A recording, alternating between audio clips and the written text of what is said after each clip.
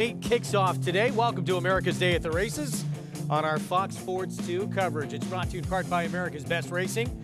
For the love of the race, visit americasbestracing.net today. Greg Wolf alongside New York Racing Association handicapper Andy Serling, and we get to start fresh and hopefully have a successful me forward. Right, we're at a different track. It might look like Aqueduct, but we were at Belmont at the Big A, and now we're at Aqueduct. It's a completely different feeling. You can feel it in the air, you can feel it out there, but it's a beautiful day and really like a spring, summer, fall type day today. Highs in the mid-70s. Yeah, it's beautiful today. We're 10 minutes away from the opener. We'll get to that field in a moment. Look ahead to a race that's going to be part of all those big multi-race sequences. Pick 6, pick 5. It's the 7th at a mile and a 16th on the grass. First level allowance race.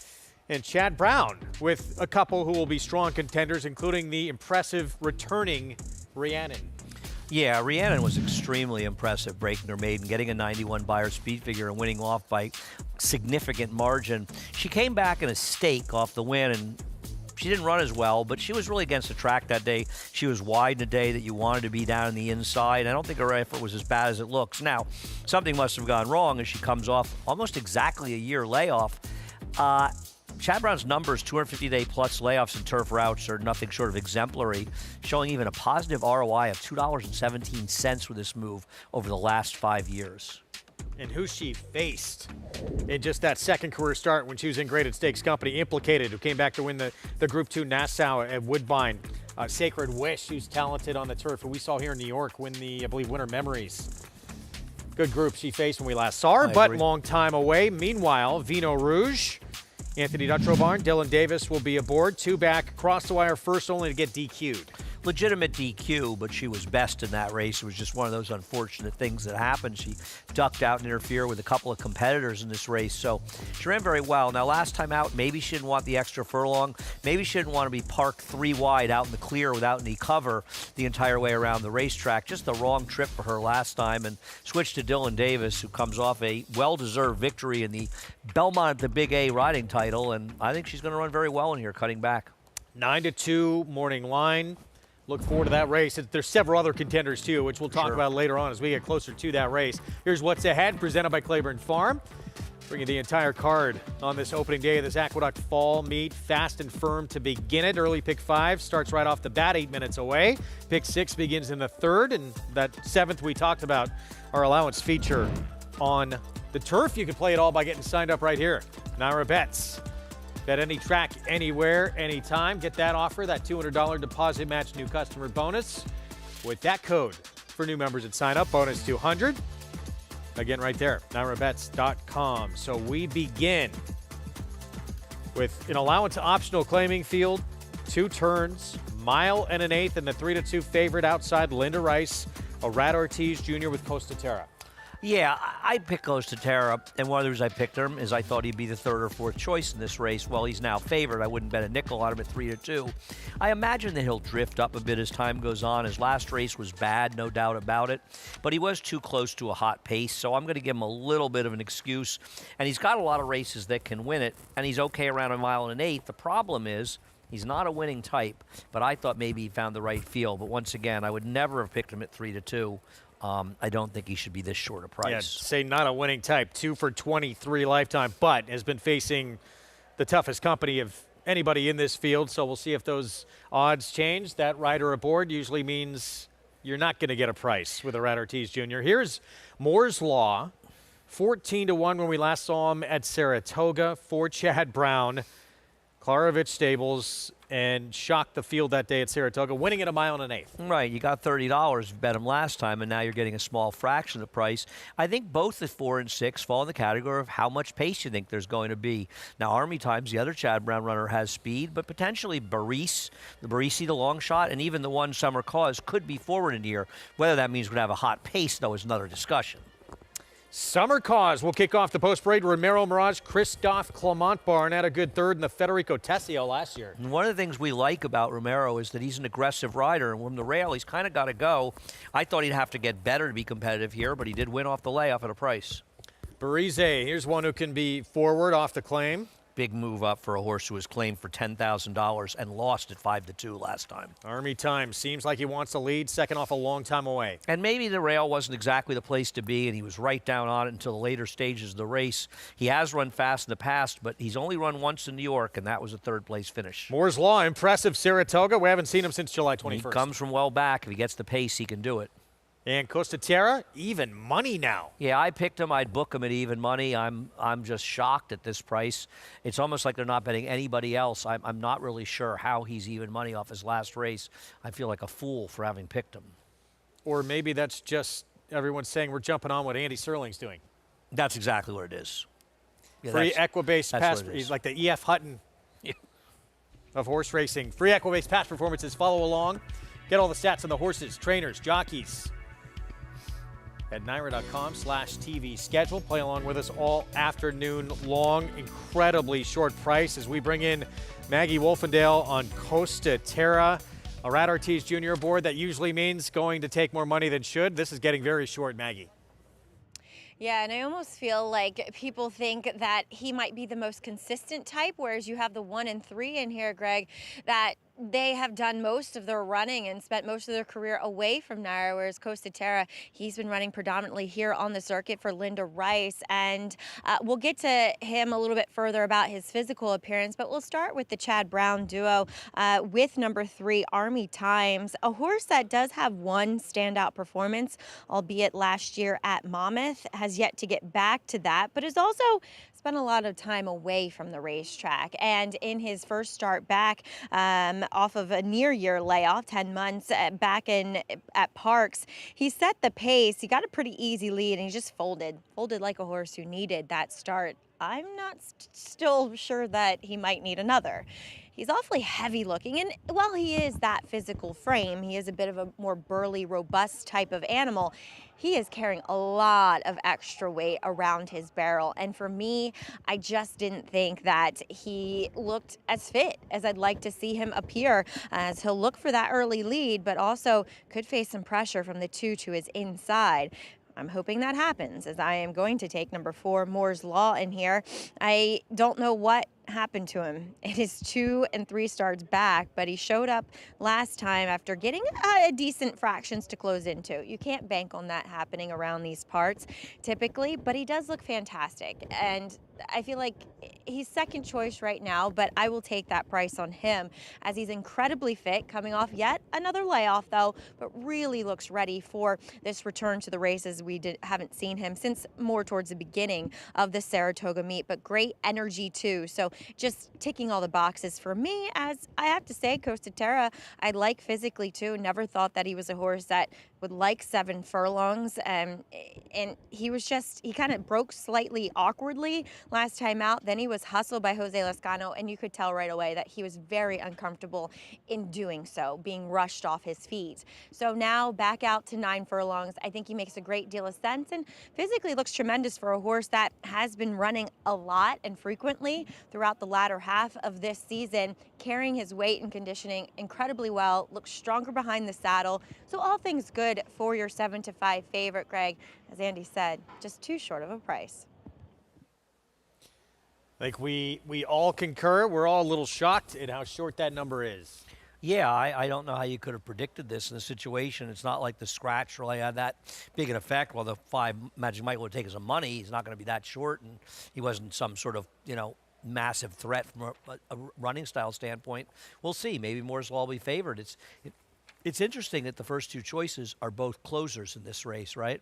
And in general, horses with more speed have that tactical advantage, but you're going to have to hope, if that's the case, that you think the 1 can improve, and maybe he can, or the 3 Army Times. I think of the 2 Army Times as the more dangerous one, but he hasn't run a fast race in a while, and it does bother me that most of his races are out of town, the 3 horse Army Times.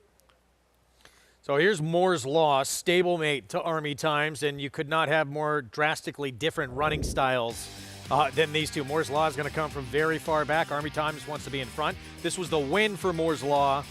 Chad Brown at 14-1. You don't see that very often. No. And I remember Greg liked this horse before the race. We were sitting on the desk up in Saratoga, and you told Tom Amos and I you thought Moore's Law was a very interesting long shot. And Greg didn't bet, but Tom Amos did. But he shared his winnings with you, right? Oh, of course. I actually think he bought me dinner that night. So Did he I really? guess in an odd way, you owe me dinner. I owe you dinner. No, I owe you dinner. Yeah. Because That's how I it got worked. your free dinner, I think, because of that. All right, I'm going to take you up on that. Tom was a little steamy. Tom had just run a 2-year-old he really liked that ran lousy. And when he made a bet on that horse, I said to him, this looks like a steam bet to me. And he said, oh, I was definitely steaming. But the problem is, if you had him last time at $30, you really take a 9-5 here. I don't know that we can yet say that he's shown the consistency he needs. He's run well at times, but he's got to back that race up. If he does, he's going to be tough. If he does, everyone's running for second here, aren't they? I would agree. He's the best horse off that. But I think Costa-Terra has plenty of races that can beat them. The question with Costa-Terra is, Moore's Law at least wins races. Costa-Terra, he's just got 1 win and 17 starts over the last basically 2 seasons of racing. And that's not a good sign. You look at the prices he's been, and he goes out for a trainer, Linda Rice, who wins, Yeah. There again, the 8-5 favorite for Linda Rice. So Costa-Terra, 8-5. Here's the Christophe Clement runner, by the way, Romero Mirage. And this horse did win at a mile and an eighth last year to break his maiden. Then was third to, at the time, pretty talented horse and perform in the Federico Tessio. Then, unfortunately, had to go against a couple of monsters. Arcangelo went to the bench. Something went wrong that day, obviously, and then had to come back off a long time away against an incredibly talented horse named Ben Duke. Yeah, no, I agree. I think he's very dangerous in here, and I wouldn't knock somebody that takes him as the alternative. We'll see what happens. If he gets clear, he is going to be tough to beat. He's 9-2 from that inside post. We kick off the card, and this meet, Aqueduct Fall Meet, begins with this mile and an eighth allowance optional claiming field to begin things. We send it upstairs. Chris Griffin, the call.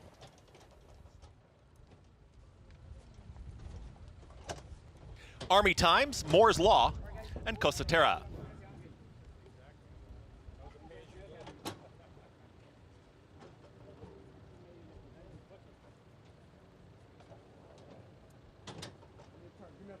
Costa-Terra goes in. Takes one more turn.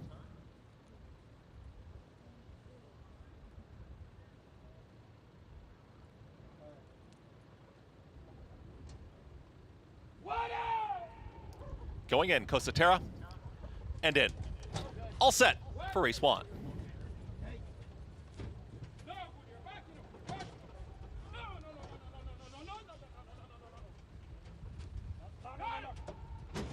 And they're off. Step slow for Costa-Terra is going to be the early trailer. Summer Cause with the early speed goes right out to the front, and it's going to be Summer Cause towards the inside is clear.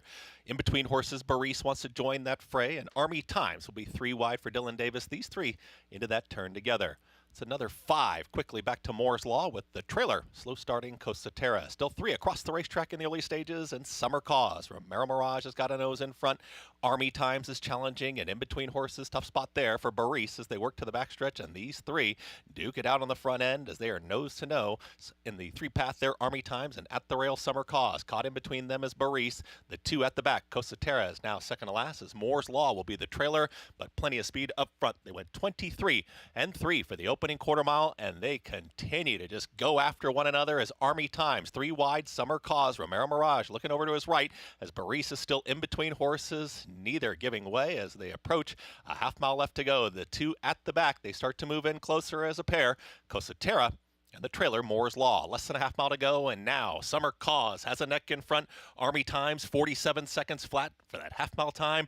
Baris is all in from third, and here come the closers. Moore's Law to the outside is going to get the better trip so far, as at the rail, here's Costa-Terra making up some ground, is in behind. Now the battling duo, and getting to that spot is Costa-Terra is going to find the 3 path, and Costa-Terra is ready to challenge.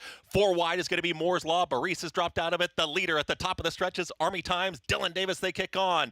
At the rail, Summer Cause is still there. Costa-Terra is now inching clear, and Moore's Law on the grandstand side. They approach that final furlong. Costa-Terra is in front, but now Moore's Law is just moving in closer. Costa-Terra's game to the inside. Here's Moore's Law challenging one more time. Down to these 2 inside the final 16. Moore's Law, Costa-Terra. Costa-Terra with a head in front. Costa-Terra wins the opener. Moore's Law second, Summer Cause, then Army Times. Final running time, 1 minute 50.57 seconds.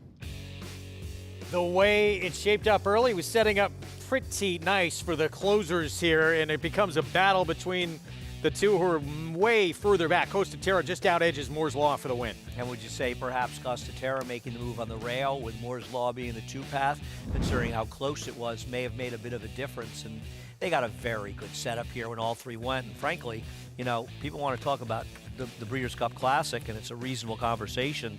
By the same token, the best horse in this race was probably Summer Cause, who ended up at least holding on and finishing third in this race and not beaten that badly considering the pace.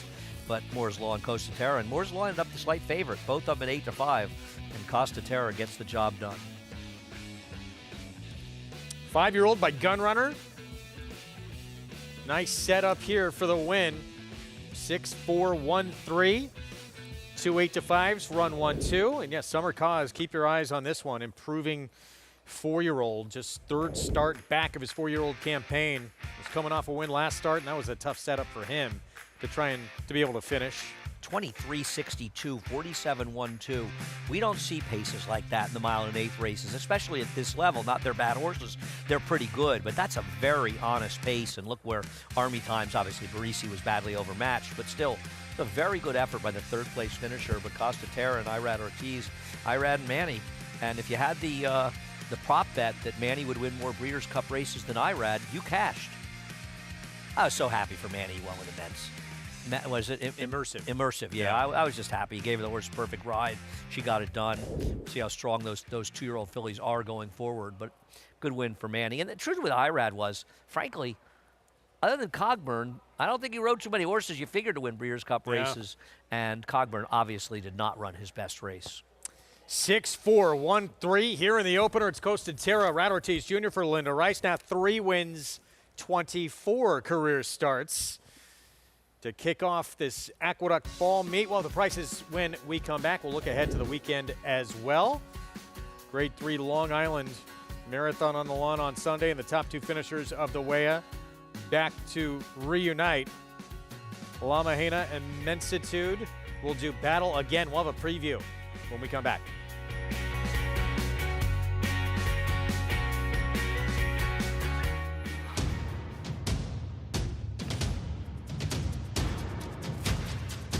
Drain the Clock will win and win by as much as he wants. Drain the Clock will bound home the winner. Drain the Clock, Jockey's Warrior, drain the clock by a head. $120,000. $100,000 in the back.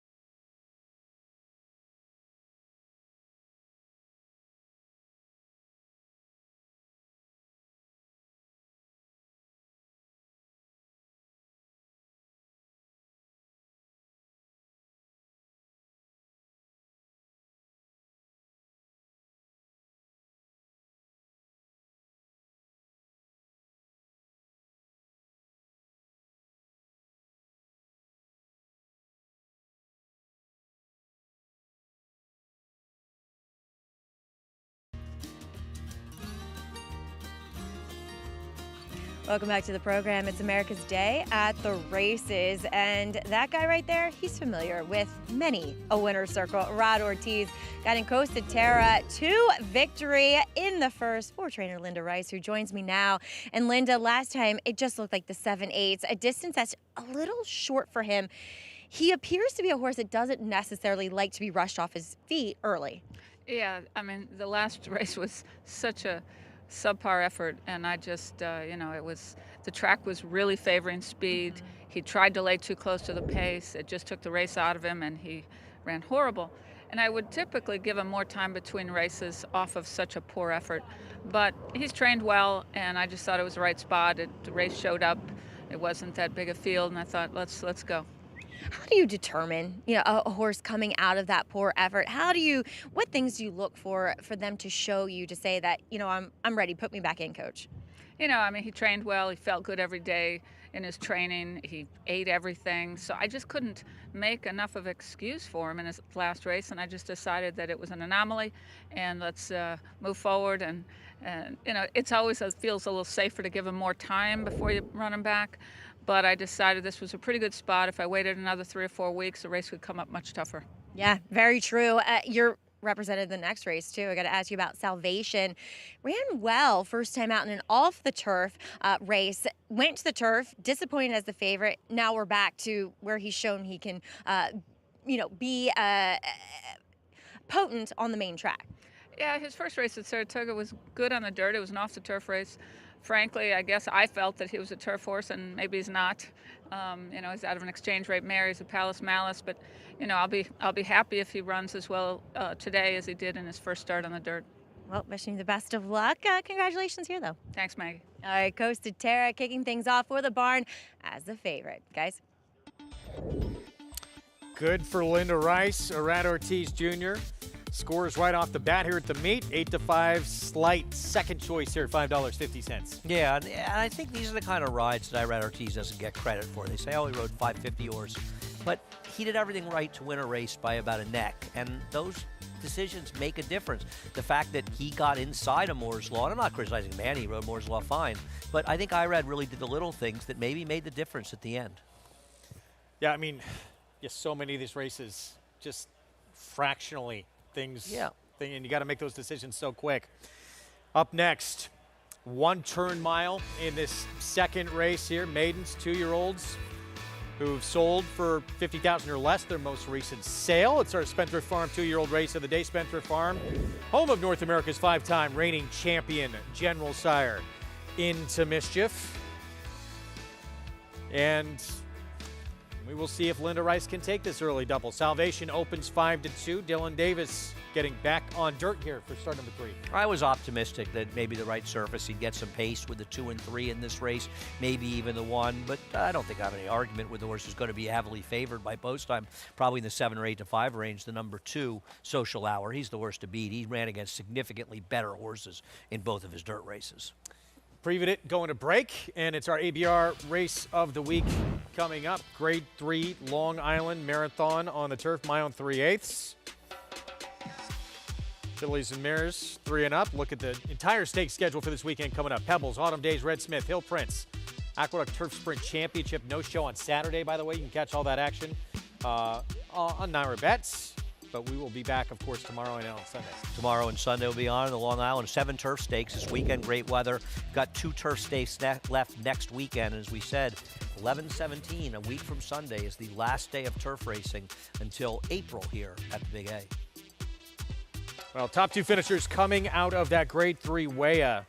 Back on October 4th, the same distance, La Mahena and Mensitude. They were 1-2. They get reunited. Mensitude didn't get a good draw getting the far outside post, and both of them ran well in here. The problem is that with La Mejana, you got 9-1, and we said it before the race that she was way, way too big a price, and you're going to get a fraction of that. So from a gambling standpoint, I'm not as interested in her, but she is the horse to beat. She's run consistently well. She handles the distance. There's nothing not to like about her. She got a great ride this day, however, to get the job done, and Mensitude took a big step forward. I worry, though, the post on the outside of Mensitude could be a bit problematic. Usually a little bit more forward, though, too, La Mejana, right? That issue out of the gate, was it significant? I didn't think it was that significant, and there was a sort of a semi-rabbit, or the rabbit that had won the Weah, who finished last. I thought she got a good trip in there overall. Well, talk about coming in the right way form-wise. No show. Sammy Joe on quite a streak right now for Graham Motion. I like her in this spot, and obviously she's a huge favorite when she won the All-Along down at Laurel, and she's going to have to be effective stretching out, and she's probably going to have to improve a little bit. I think her races are very much comparable, and looking up her pedigree, I was looking up her Grand Dam and her family that she came from. There's a lot of distance in there, a lot of distance European-type runners. So the pedigree on the dam side says she's supposed to have no problem stretching out, and I thought it was kind of a new face in here. She may be the more interesting player. Comes in having won 4 in a row, longest she's gone mile and an eighth, but distance, as you said, pedigree-wise, shouldn't be an issue. It's our ABR race of the week that comes up on our Sunday coverage on Fox Sports 2. We hope you join us. We're going to take a timeout. Plenty to talk about still. In this 3-year-old division, Sierra Leone got that coveted big victory in the second half of the year. Is he your 3-year-old champ, or did the 2-year-old champ do enough? Fierceness, Sierra Leone. We'll talk their chances when we come back. Daredevil, returning to stud on U.S. soil. The only first-crop sire to see 2 offspring win the Grade 1 Kentucky Oaks and the Grade 1 Preakness Stakes in the same year. She dares the devil, taking the Kentucky Oaks and the Grade 2 Azeri Stakes, and champion Swiss Skydiver, winning the Preakness and the Grade 1 Beholder Mile Stakes. With more exciting prospects on the track and multiple 6-figure sales in the ring, Daredevil's career is just getting started, only at Lane's End. Horse racing? Check. Weekly promotions? Got 'em. Huge payouts? You bet. With Naira Bets. Download the app today and bet on any track, anywhere, anytime with live HD horse races, betting tips and tutorials, expert picks, and more. You bet with Naira Bets. Join now for a new member bonus at NairaBets.com.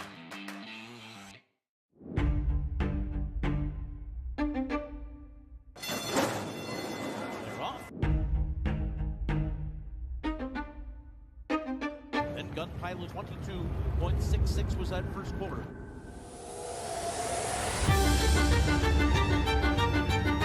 But it's Gun Pilot and Christian Torres are going to win the Churchill down. Gun Pilot by 2.5 under the wire. RaceLens is the most in-depth product in horse racing, with unique features found nowhere else. True odds, predictive analysis, and pace projection. RaceLens. It will change the way you follow horse racing and take your game to the next level.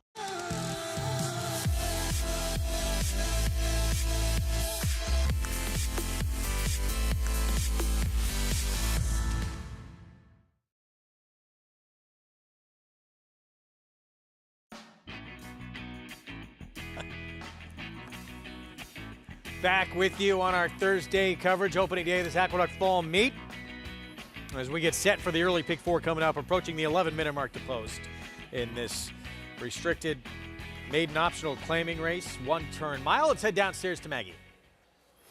Right, and the lone horse in for that optional 50 is number 2, as he drops out of open maiden special weights for a fraction of what they paid for this horse as a yearling. $500,000 in for the 50 is number 2, Social Hour, who does look incredibly fit in here. Really well defined, and I think you should really appreciate the stretch out and distance. He's just built that way. And 2 back, when he faced Jonathan's Way, eventual Greatest Stakes winner in a subsequent start, he was kind of chasing on the outside. He never had an opportunity to save that much ground, and he was close to the pace. So with the stretch out and distance, I do think we'll see him forward today, but physically he does have that frame that says that he'll appreciate the mile. Moving on to another horse that is, well, a horse I should say that is going from turf to dirt, is Salvation. And Salvation ran well enough first time out, wired that day by Sweet Fantasy back on August 21st up at the Spa. He was very green, though, on that particular occasion. And if you were watching earlier when Linda Rice said, I really thought he was a turf horse, given the pedigree, and I see what she's talking about physically. He does have more of a turf look look to him, but the proof is in the pudding. We've already seen that his dirt race is better. He looks fantastic here, and furthermore, he's just a lot more settled, a lot more professional. So I think coupled with that, it makes him a real legitimate player. Now on to some higher priced horses. Another one going from turf to dirt is number 1, Papa's Nico Boy, who is also stepping foot on this surface for the first time. Son of Blame, has honestly good statistics in all areas when it comes to his progeny. Dan was actually best going long on the dirt. Now, there's a half-sibling that was a good turf sprinter, but this guy very upright through his pasterns, very small feet. There's nothing about him, at least to me, that says he wants the turf. So I'm intrigued to see what he does here for Eddie Barker, who's experiencing a phenomenal aqueduct, I should say, what was a Belmont at the Big A meeting, and one would have to think it should continue on here, as this guy very sharp and eager as well in the paddock. Taking a look at it, real big price is number 4, Brave Bear for Mitch Friedman. He's one of 3 that come out of that October 24th effort, going 6.5 furlongs. But Brave Bear, kind of typical of Mitch's horses, first time out, looked as though he needed to start. And plus, he's this enormous animal for a 2-year-old. Very big, very long in his frame. So fitness, I think, was a major question mark. Looks as though he's benefited quite a bit from that first race, has really tucked up, a lot more defined, and I think he'll absolutely love a bit more ground to work with, Greg. All right, Maggie, thank you. 9 minutes away, race 2. Romero Mirage focused.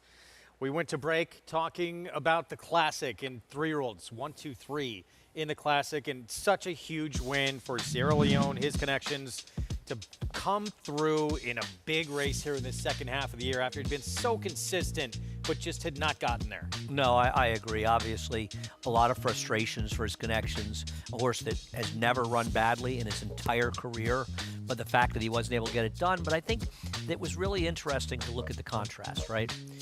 Fierceness is always going to have an edge. They're relatively similarly talented horses, though. But Fierceness is going to have an advantage. It's a speed horse. Speed horses in dirt races, they're having the advantage. They can control the pace. They can dictate how it's done. And for the most part, he's been able to get very good trips. And Sierra Leone's been a bit compromised by pace. Well, it's not always going to be the case, right? And in this race, the pace was hot. And Fierceness ran extraordinarily well in finishing second. But this pace, unlike the Jim Dandy, unlike the Travers, was very much favorable for Sierra Leone, and he got it done. The interesting thing is, as quickly as they were going early, Newgate was relatively close to the pace. He finished 4th, and there's a long shot. And Forever Young was way too close to the pace. He was just off Fierceness down the backstretch of the half mile, and he finished 3rd. So it wasn't like it was a total pace meltdown, but Sierra Leone got the better setup in this race than Fierceness. John, I mean, it was fairly nuclear up top. And John Velasquez talked about, as we take a look at the resumes for who should be 3-year-old champ, once he knew he's not able to get Fierceness to kind of shut off, and he was going, and he knew he's probably in trouble. But look, they both ran huge. Sierra Leone, good for him, gets that big win, and now just the fact that he wins the Classic. He does it against older horses. He does it. They each have 2 races, Fierceness and Sierra Leone, where they finished ahead of each other, head-to-head. Edge probably goes to him. Well, it goes to Sierra Leone because he won the Breeders' Cup Classic. I don't always agree with that thinking, and I think there's arguments for Fierceness. I don't believe he deserves it or will get it. It's very close. I think this Fierceness deserves a championship in the sense that he had that kind of year. Yeah. I just don't think he deserves it over Sierra Leone when all things are taken into consideration. Their pre-Kentucky Derby stuff, Sierra Leone won both of his races.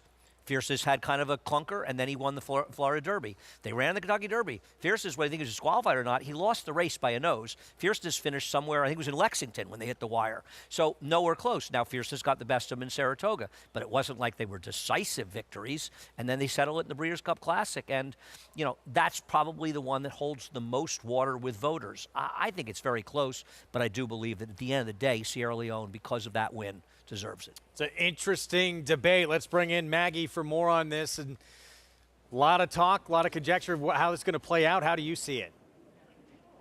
Well, the racing public on X feels as though Fierceness should be the 3-year-old champion, getting 46% of the votes when I posted this poll, over the 43 that Sierra Leone garnered, with just a little over 1,500 people voting.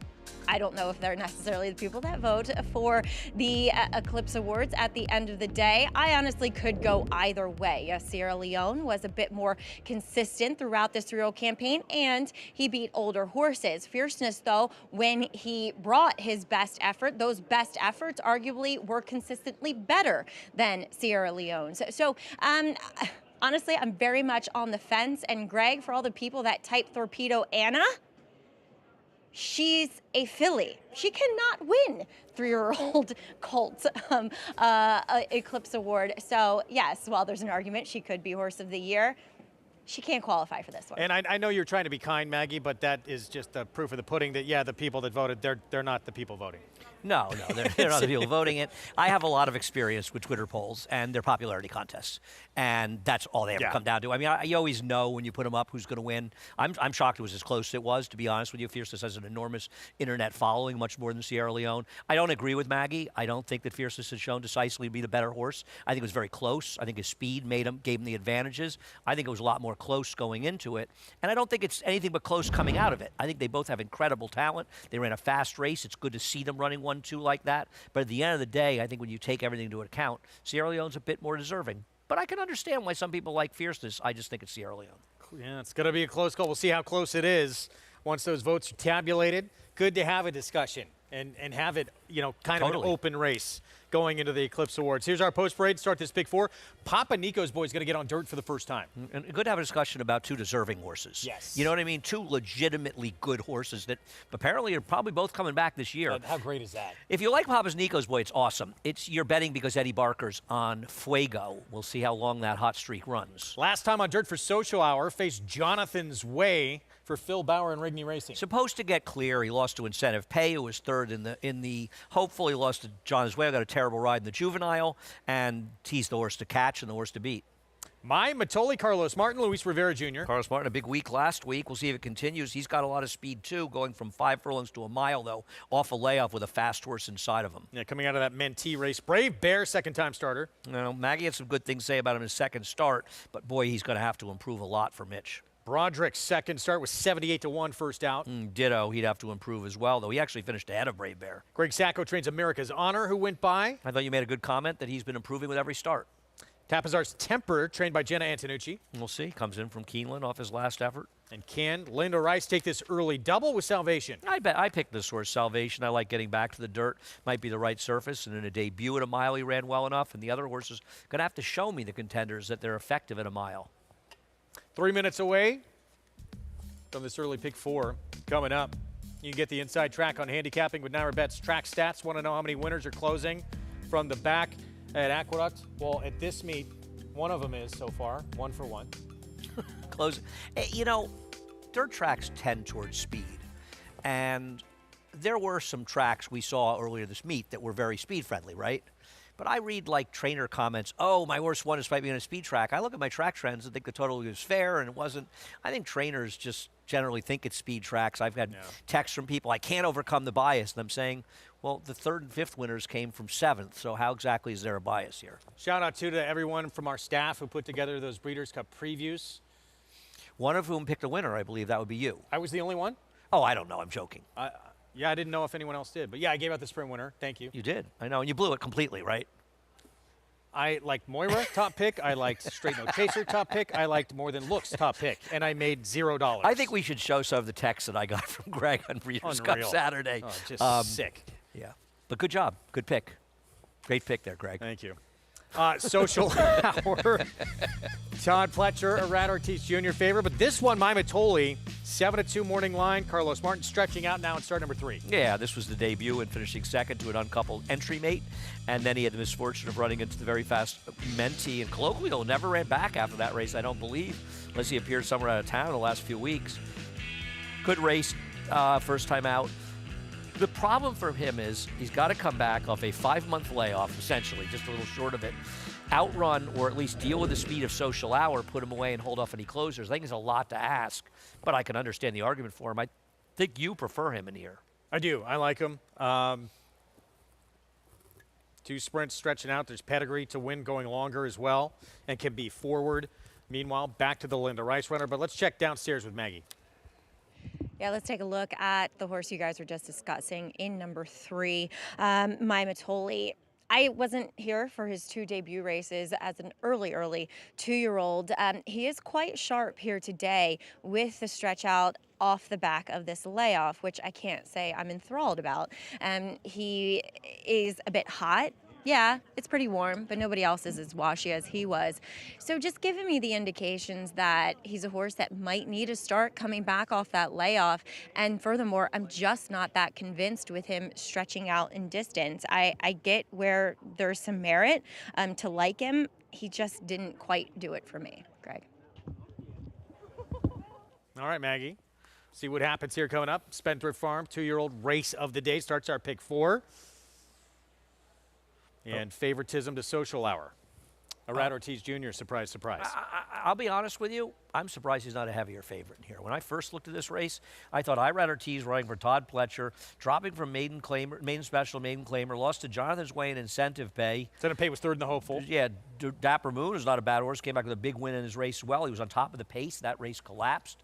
I thought he'd be a huge favorite in here. I think he's a little bit chilly on the board, and maybe some of it is trying to get the mile. I tend to agree a bit with Maggie more than you about My Matoli. I don't know if the 2 runs in here, he's going to be at least in front or somebody My Matoli has to deal with. He's got to deal with that rival, put him away, and then all of the closers.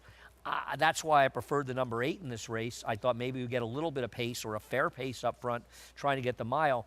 And what about Papa's Nico's boy on the rail, getting the dirt for the first time? He doesn't really have a ton of dirt pedigree, though the Dam was more of a dirt horse. But I think you don't want to ignore how hot Eddie Barn is going. Now, he's going to cool off at some point, but right now, you got a 20-to-1 shot, basically, for a Barn that's en fuego. The Dam did win twice on the dirt at a mile and a 16th. 18-to-1 on this one, trying this surface for the first time.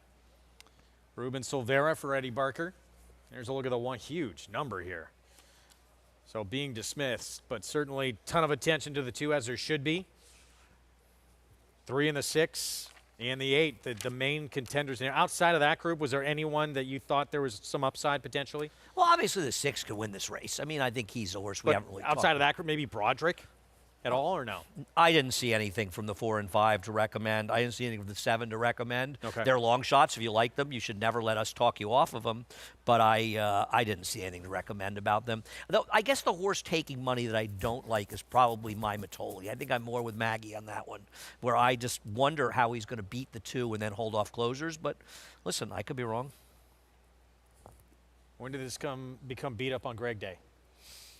Oh, every day's beat up on Greg Day. Sometimes I just have more opportunities than other days. 2-to-1 favorite, Social Hour. Turf to dirt, stretching out beyond 6 furlongs for the first time. Ortiz, Pletcher. By the way, are we going to get that match race on the grass with City of Troy and Fierceness? As I will remind you, I told you I would be shocked if City of Troy won. He was the most ridiculous horse for that Breeders' Cup ever. I mean, what did he go off at?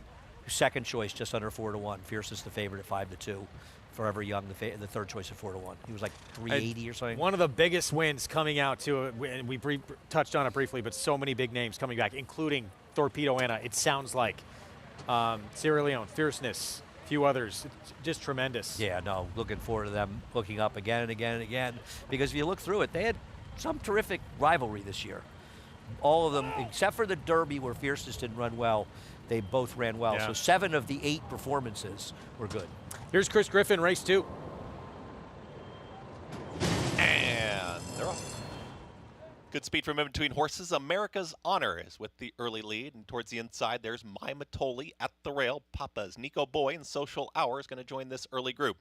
Social Hour now with the head in front as Tapizar's Temper will apply pressure towards the outside. In between horses splitting them, there's Brave Bear, and now Brave Bear as they hook up with the backstretch will assume command. It's Brave Bear who's up by a head. Brave Bear and Tapizar's Temper comes right back to put a head in front. Joining them, that's My Matoli. It's out there in the center of the racetrack in third. It's moderate tempo. Social Hours there in fourth. At the rail moving forward, Papa's Nico Boy. 4 wide, and that second group is going to be Salvation. The 2 at the back, America's Honor with the trailer. Broderick, 22 and 4. So it was a quick opening quarter mile there. As towards the inside, it's Brave Bear. And to the outside, Tapizar's Temper. They're 1-2. Less than 4 furlongs to travel. Having a steady there was Papa's Nico Boy. Lost some ground into the turn as My Matoli's 3 wide, 4 wide Salvation progresses. In behind horses are Ortiz Jr. Social Hour watching the action here from 5th. Under drive here, America's Honor in the blue silks. Losing ground there was Papa's Nico Boy, and from the back it's Broderick. Brave Bear is all in, 46.54 for a half-mile time. They've got a quarter-mile left to go. Continue to chase his Tapazar's Temper, but the new leader is My Matoli. My Matoli was in that early scrum, but took back, and now My Matoli's trying to sprint away. It's My Matoli who's up by a length and a half, call it 2. In the clear is Social Hour, and Social Hour's got some clear running room, is right there with Salvation as those two try to catch My Matoli, who's still in front. Inside the final 16th, My Matoli is reaching to the outside Salvation. My Matoli gets the victory. My Matoli over Salvation. Then came Social Hour, followed by Tapazar's Temper. Final running time, 1 minute 37.38 seconds.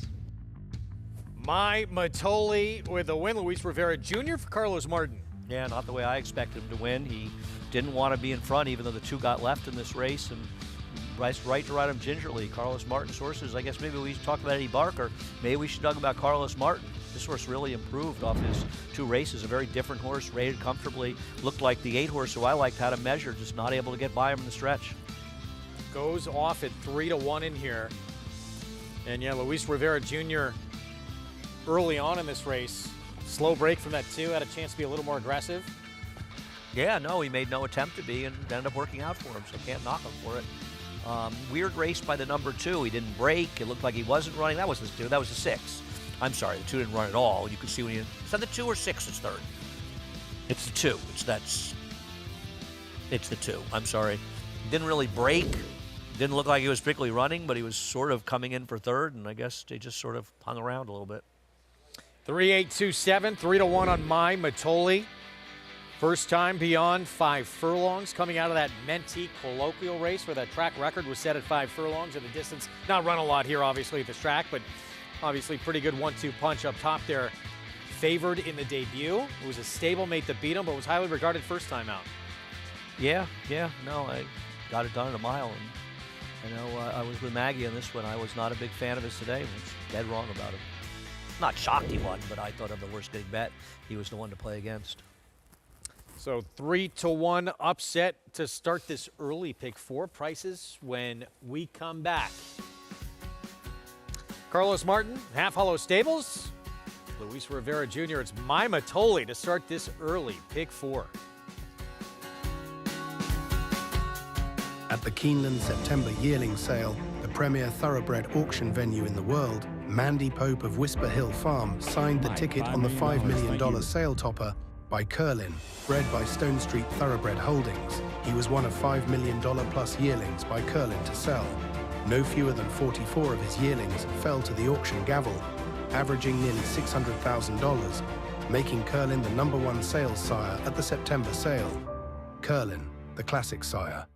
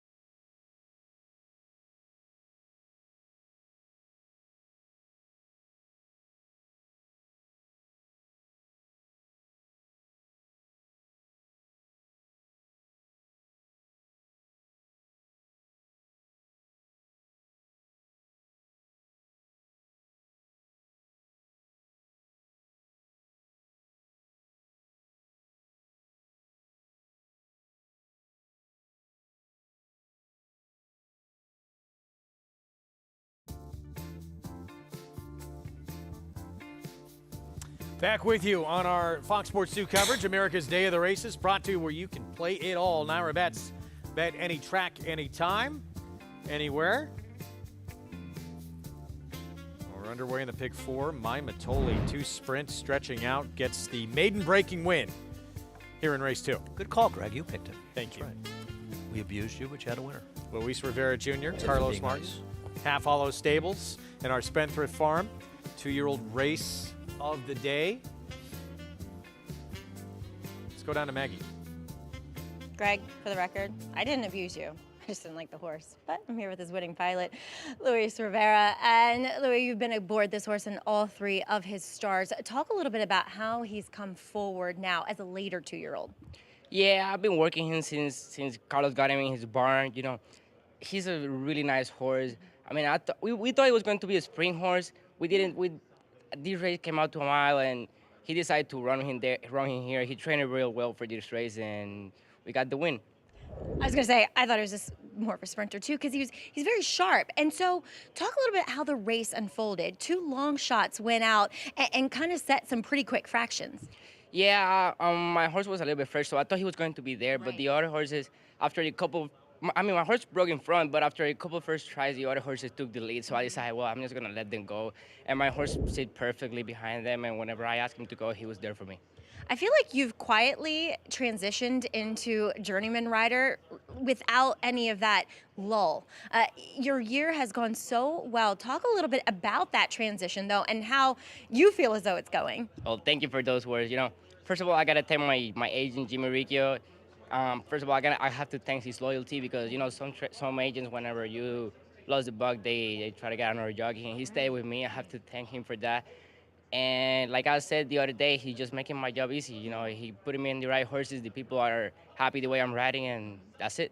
Well done, you. Congratulations here, and keep up the great work. Thank you so much. Appreciate that. All right, Luis Rivera, as I said, Greg, I had to look down, and yeah, he's been a journeyman for quite a while now, really making that transition seamless. Yeah, we're starting to say his name a lot, getting opportunities, making the most of him. Good for him. No, great to see him, and I'm glad that he complimented his agent, Jimmy Riccio. He's a good friend of mine, but also an excellent agent, and they've done really well together, and Jimmy has nothing but good things to say about Luis.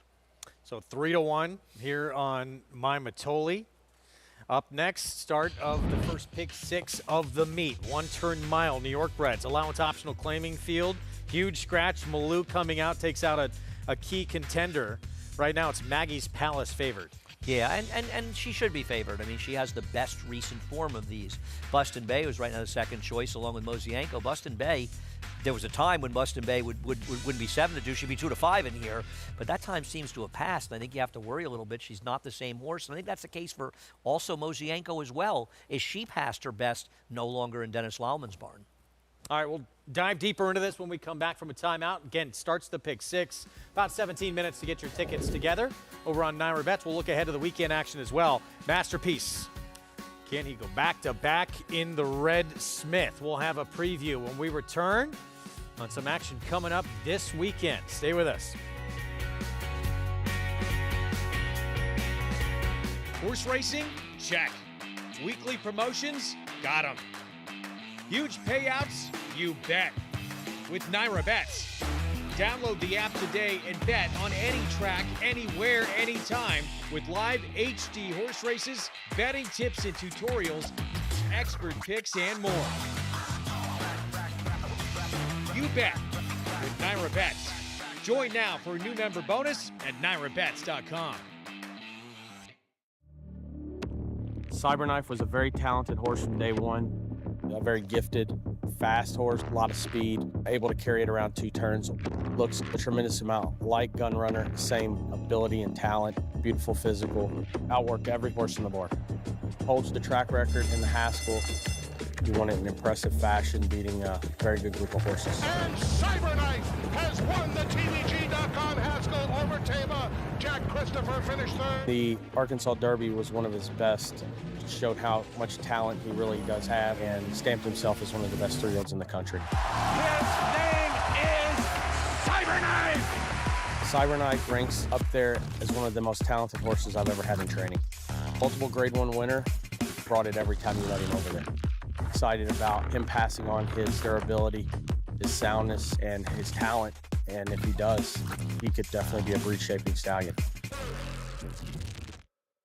Racetrack Television Network brings you every race, from every track, on every screen, every day. With monthly packages starting as low as $5, RTN gives you great value and access to more live HD streaming and race replays than anyone. Visit RTN.tv today to sign up and watch on almost any device, including Roku and Amazon Fire. RTN has packages that start at $5 per month.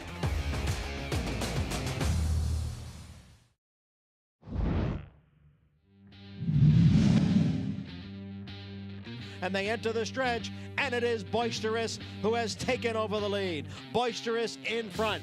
Lake Drop on the outside, moving into second. Then it's Philly Ace. As they come down for the 16th pole, it's Boisterous, little more than a length.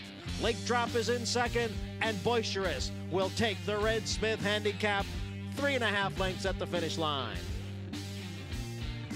One of the 12 career wins for Boisterous, $1.4 million in earnings, and loved at Yielding Turf, dominating this group at a very short price. I'll never not love seeing those Black and Cherry Silks in the Phipps stable. So many good horses over the years. And Boisterous, who actually won back-to-back runnings, the Red Smith, I think that was his second win. It's kind of a horse I'd sort of forgotten about. I remember the horse who won the next year. You see Buzz Tenney at the time, a long-time assistant for Shug McGay in the winner's circle. He won it the next year after the 2 wins with Imagining. It was a very, very good horse. He loved turf course with some give in it. He got it quite a bit.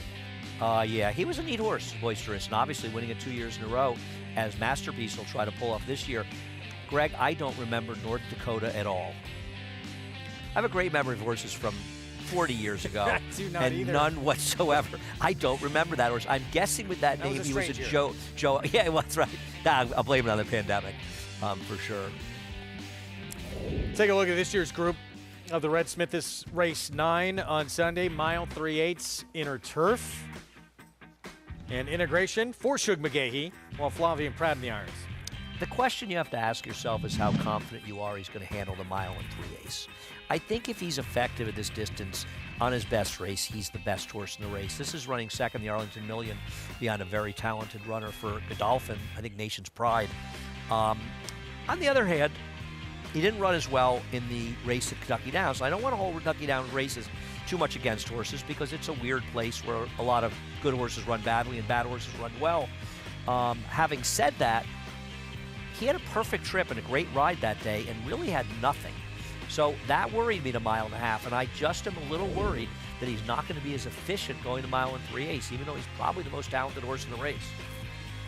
Meanwhile, you have an 8-time winner on the grass who's closing in on $1 million in earnings for the Dutrow barn. Jose Lezcano will ride Masterpiece, coming off a third out on the West Coast at 1.25 miles. Yeah, and got this done last year at a big price. There'll be a shorter price here. Now, he competed in some pretty good races out there. He's consistent. He runs well. You know he can handle the distance. It's a very logical horse in here. I don't think I picked him. I'm not sure I can remember exactly who I did pick in this race. But he's certainly a player in here. Pretty good resume on the grass, but I agree. One who at 1 3/8, a couple back, was not very effective, but did win this race last year. Rebel Red will have the outside post. So happy for Cherie DeVoe getting that first Breeders' Cup win. And has this horse coming in off a victory at Keeneland. This is one of these horses that visually, you watch this race and you think, oh man, I got to bet this horse. He was dead last, turning for home, wide, angled out, and stormed by the field like he was running in a different race than everybody else. And I do think he's a bit of a danger. I'm not convinced he's going to be as effective stretching out 5/16 of a mile. Also, if you look at that race at Keeneland, the pace incinerated. So I think it's a little bit dressed up, the performance, but he was visually impressive. But speed figures suggest maybe not good enough, and he's got to improve going longer. I think he's an interesting horse in here, but I wonder if he'll be the 820s in the line, because anybody that watches that race, when I first watched it, I went, oh, I know I'm picking in here. And then I started taking it apart, and I'm not quite as confident. It's a big question mark. It is a question overall, and he's going to have to get better. But he is the upside horse, right? Yeah. If you want the upside horse, it's Rebel Red. He was impressive visually in that race.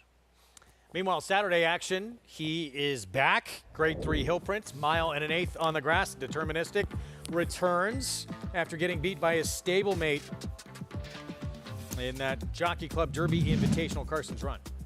Yeah, now I obviously have a lot of love for him, and I thought being more aggressive last time and sticking the rail, which is the place to be, really helped him a lot. And so I think in a little way it's rested performance up. And Carson's Run's just better than he is. There's nothing else you can say. Speed him a couple times. He's now, just yeah. a better horse, and it's not an embarrassment. He's a good horse, Carson's Run. But Deterministic's a good horse too, and he got a good trip. You know, it's funny when you said he's back. I was wondering if you meant Kujina, because I do think, and we'll talk about Kujina in a second, that if he runs his best race, he's going to win this race. But Deterministic is a consistent type that runs well. Well, yeah, Cugino tried a mile and 5/16 in that grade 3 at Kentucky Downs last start. So back to a mile and an eighth. In the last time he went this distance, he was dominant at Churchill Downs. Yeah, he was incredibly unlucky to lose at Keeneland when he had the post 12, when he should have won for sure. And then he had an outside trip, the wrong kind of trip at Churchill next race. He ran this huge race here. I think Uchino is sort of buried, dirtied up a little bit as one of the better 3-year-old turf horses in the country. He missed a lot of time. I'm not going to condemn him off that race at Kentucky Downs at a mile and 5/16. It was $3 million. If Kujina can find his good form, I think he's too good for these horses. Right to vote can improve, though? Lightly raced on grass for Chad Brown? He's got to improve. Obviously, he's a non-winner's a one-off, a maiden win. It's a big step up. But where else are you going to run him? It's late in the year. Find out if he has a chance to compete with these. But I think he's got to take a little step forward. Pick 6, first of the meet coming up in this one-turn mile for New York bred allowance optional claiming runners. That's the favorite right now. Maggie's Palace, 3-year-old filly, looks like on the improve, coming off a big effort last time out as we welcome in Acacia Clement to the program for the first time. Hi, Acacia. Hey, Greg, good to be here. Though I do feel like Maggie Wolfendale should be doing this race with Maggie's Palace and Maggie's Tea here coming up. We'll talk about both of them, starting off with your current favorite with Maggie's Palace, the one spelled with a Y, as this is a horse that I thought actually ran very well, stepping out of stakes company and running behind Cruz de Catalina last time out, who has been in terrific form recently for Riley Mott. Now, Maggie's Palace is the type of filly that always gets hot in the preliminaries, so she has been hosed down, trying to keep her a bit settled, and it is unseasonably warm today, but that's just in character for her. Like I said, I thought that she, even though she broke well, then kind of dropping back to last in a little bit of an odd move, she ran on the second best in a very solid effort. She should be the favorite in here, as she does get to stretch out slightly to the mile, which I don't mind for her. She has a lot of leg to her as well. She's just a horse, I think, that makes quite a bit of sense. Now, the number 2, Maggie T, the IE one, has a different running style in that she does have a lot of early speed, and she's one that physically I always have trouble warming to. She's just a lightly framed type. She doesn't carry a lot of conditioning, but for her standards, I will say, she's holding herself well, especially later in the year. And knowing her like I do, Michelle Giangilio's done a good job with keeping the weight and conditioning on this filly that can get pretty light race to race. So she too comes out of that race where she went right to the lead and then ended up fading in the stretch. Can she get back to that good first level allowance race we saw back in Saratoga, where she was able to control things? Her speed obviously makes her dangerous, and I expect that she will be quickest early in this spot, and we'll see if she can sustain it, especially with the presence of a couple of quick horses towards her outside. Now, I want to reserve judgment for Buston Bay until I see her out on the track, so I wanted to touch on the number 9, Mosienko, who will now make her third start in the Rick Dutro barn. Another one where it's just helpful to have familiarity with these horses. She is typically one who does not carry the best of conditioning from race to race. Sometimes can really look like maybe her racing is getting to her in the way that she's moving or in her energy level. She has great flesh today, now a third time with this barn. She is one, though, that I think can be a little bit tricky in that sometimes she's not the most consistent. So coming back here into for the claiming tag for the New York bred level 2 other than allowance, I think should suit her. Running against Open last time out, in which she was not the quickest out of the gate. She had to kind of be urged to keep on in position and then just never really kicked on from there. She ran fine 2 starts back, where I think Athena Beach helped by the track bias that afternoon. Not sold that a mile is necessarily best for Mosienko, but it does look like she's doing well right now. And for a mare now at the age of 7 who kind of wears her heart on her sleeve race to race, I think for her, that's the most important thing. Greg? All right, thank you, Acacia. 5 minutes away. Start of this pick 6 coming up, and there's your favorite, Maggie's Palace. Second beat a length at this condition last start back on October 20th. Second beat a length behind Cruz de Catalina. I don't know what there isn't to like. Cruz de Catalina would be very tough to beat in this race. She's been in terrific form for Riley Mott. I don't think she's supposed to have a problem with the mile. I mean, her form has dramatically improved. And even, the Fleet Indian, where she didn't run well, she still probably ran well enough to be competitive in this race. So I don't see the knock on her. I think she's the right favorite at 2-1. I picked her second. I'm gonna stick with Dennis Laumann and Miss Lau. Dennis not only wins off claims, he has a way of improving horses. You just see Mozienko to see that. But I don't see why this isn't the most logical horse in the race. 8-5 now. That is, even with Malou coming out. That's a little bit short. That's a little bit short. I thought she'd probably be a better price than that. We heard a call to post behind us. Here we go. So we'll start off with the favorite, Dylan Davis, Jimmy Ryerson. She's also not a horse that's taken a lot of money in her races, so now the public is on her, and she's in good form. No reason not to like her. But we got short price. Another Maggie next door, Maggie T. Ricardo Santana Jr., Michelle Giangulio. She may be the speed of the speed in this race, but getting a mile and being this field feels like 10-1 is a bit of an underlay. Certainly back class with Buston Bay for Linda Rice. Yeah, I mean, listen, I don't like her, and I think 7-2 is a bad bet, but she's got back race, can win it, but those Saratoga races were bad. 20-1 Echo in Eternity. Just doesn't seem good enough. Brown Sugar Babe, another one who would like to be forward. Yeah, I don't really like her. I thought that she was disappointing last time and got a perfect trip to win 2 back. Rider changes Manny Franco on Miss Lau. Well, I'm going to stick with Dennis. Obviously, the favorite didn't show up last time, but she improved for Dennis first time, and I'm rooting for further improvement. Bet we see it. Lavon coming off a win at Finger Lakes. Yeah, and she has run some good race this year. Mary Alice Coffey, very quietly, having a great year considering the stock she has, but when they win conditions, the races get tougher and tougher. Yeah, one who's probably faced the toughest company of anyone in the field, Mozienko. I agree. I do not like her last race, so that concerns me, and I echo Acacia's sentiments. She's wanted a mile, but a recent race in a mile, a bit of a concern. She has race, can beat these horses, but I just wonder eventually, also being away from Dennis Laumann, if her form is going to start to dissipate, and you see her dropping down further in class. Well, let's go back to the one you like, Miss Lau, 3-year-old filly for Dennis Laumann, who first off the claim, he put her right in the winner's circle. Dennis claims a horse every couple of years. He claimed Mozienko for around $10,000. I think he won $400,000 with her. Claimed a horse named Game Token for $7,500 about 15 years ago, and he won over $400,000 with that horse. And a horse who kept his form for a long, long time. He got her to improve last time out off of the claim. Now, granted, she got a good trip, and the favorite Geopolitics didn't show, but she ran a big race, and I don't know if Geopolitics would have beaten her if she had run a better race. And now she's moving up and going a mile. Well, I've seen it with with Dennis before, and I've made money following him, and this is a much tougher ask. But at 8-1, I don't mind losing a few dollars. And she got good tactical speed to put her in position with Manny Franco right there. For more, let's go to Acacia.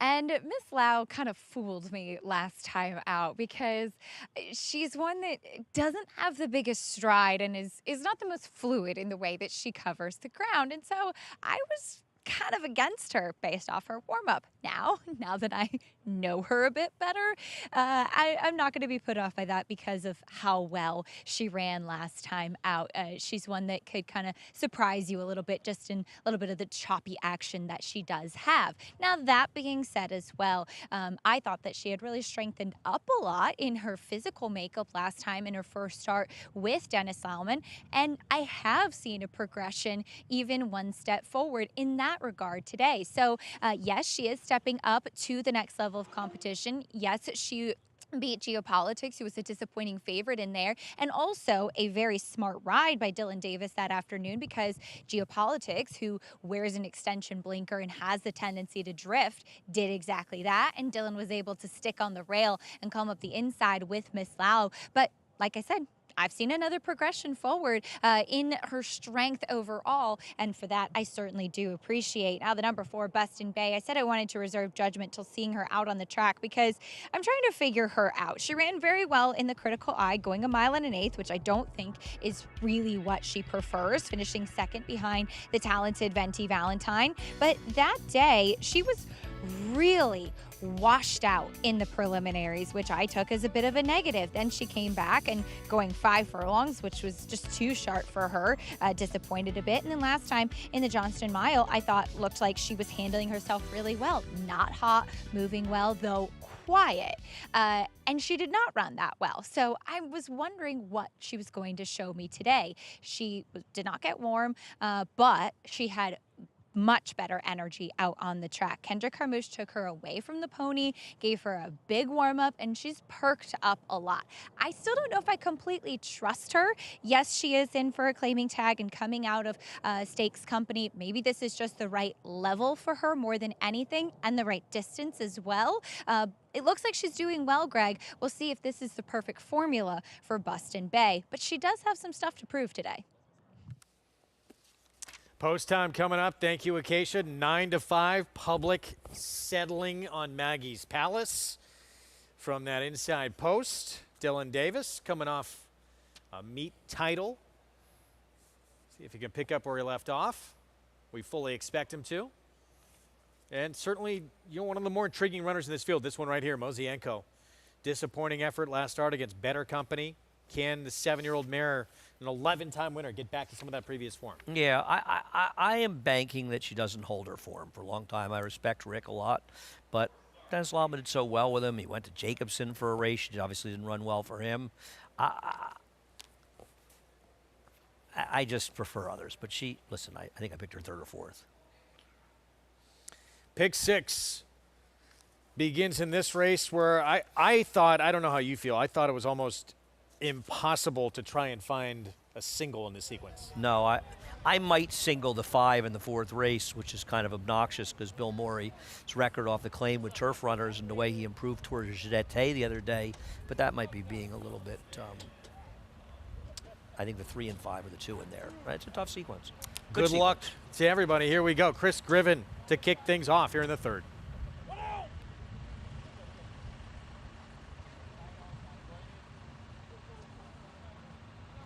Is in. All set.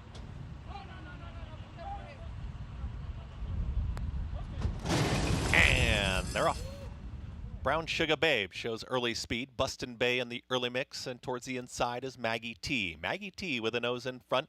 Buston Bay out in the center of the racetrack, drifts just a touch, is now a clear 2nd as Brown Sugar Babe is there in 3rd.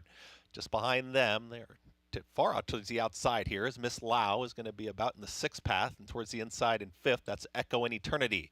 At the rail moving forward is Maggie's Palace is now taken 6th. The 2 at the back, Levon and Mozienko. They work up the back stretch 23 seconds flat for the opening quarter mile. And at the rail, it's Maggie T who's a neck in front. Ready to challenge is Buston Bay. Watching this pace setter here from 2nd. 3 wide is Brown Sugar Babe. At the rail progressing nicely is Echo in Eternity. Is in the pink silks here, is now a challenging 3rd. Out wider comes Miss Lau, who's under a drive here from 5th. Has a wide run, but is picking up some ground in a 46.49 half-mile time.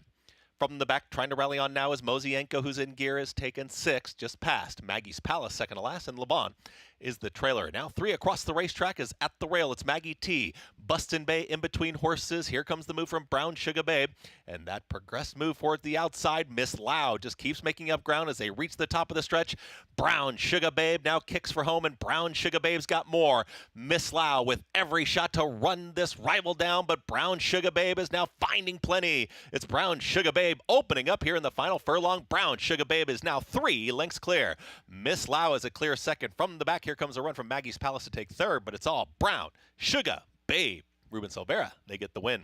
Miss Lau 2nd, then came Maggie's Palace and Buston Bay in 1 minute 36 and 3. Brown Sugar Babe, 3 wins. Now the last 4 starts, 6 for 20 overall. And Jamie Ness has had almost no success shipping to New York with claimers, but he's had a lot of success with horses that aren't running for a tag, this horse included. And listen, Jamie Ness needs no introduction if you're not aware of the kind of numbers he puts up and the horses that have improved dramatically for him. You just haven't been paying attention to racing, and I think this is a better race than she's ever run before. Miss Lau looked like a winner in the turn, but when Jamie Ness horses are live, they're tough to run down, and she ran well. She won easily, and they beat the rest of the field by a city block in this race. Nobody was close. She was 4 to 5 at this level last start, and maybe a race just a little beyond how far she wants to go. Cuts back to a mile from a mile and an eighth today, and now she's won 3 of her last 4 starts.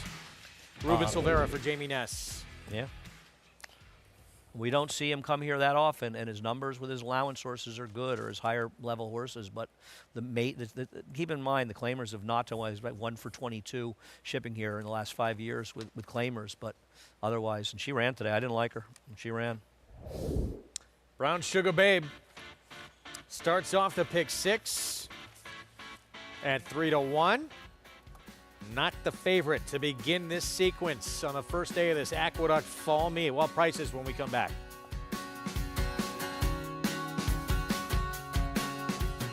This proven son of Giants Causeway has sired 7 millionaires. With over 10% stakes performers, his recent top runners include Tarabi, placed in the Grade 1 Spinaway and Breeders' Cup Juvenile Fillies, Grade 2 winner Plum Ali, plus these standout performers.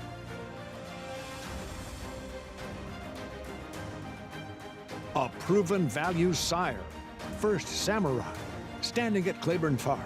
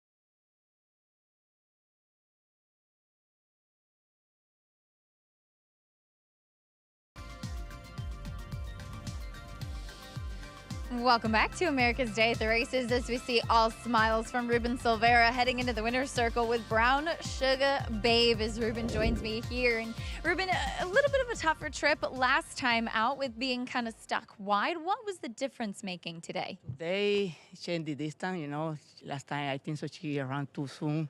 So now they're trying to get more time. So he changed the distance 1 mile perfect for her. I like the pose, you know, oxide, you know, like too much there in the face. I try, you know, make beautiful tree, you know, so I try being the clean all the time. And you certainly did get a beautiful trip with her, putting her in the right spot. And you kind of put separation on the rest of the field as well. It had to feel good. You know, she got a lot of class, you know, so I breathed last time. She breathed really good in the hand, so yeah. How much of a difference do you feel that makes, being familiar with these horses, having ridden them before, breezing them in the morning? Does that give you a bit more edge or confidence in the afternoon? All depends in the morning. You know, in the morning when you breeze the horse, you know how feel. In the afternoon, it's very, very different. You know, I try every time save for the afternoon because in the morning I don't make money. So that's right. This is where the paychecks come from. Well, congratulations on the win. Thank you so much. Ruben Silvera picking up the victory with Brown Sugar Babe. Greg. Yeah, second win in the last 3 starts on this 3-year-old filly. So 6 wins, 20 career starts. Brown Sugar Babe getting back to a distance much more in her wheelhouse. And it pays off.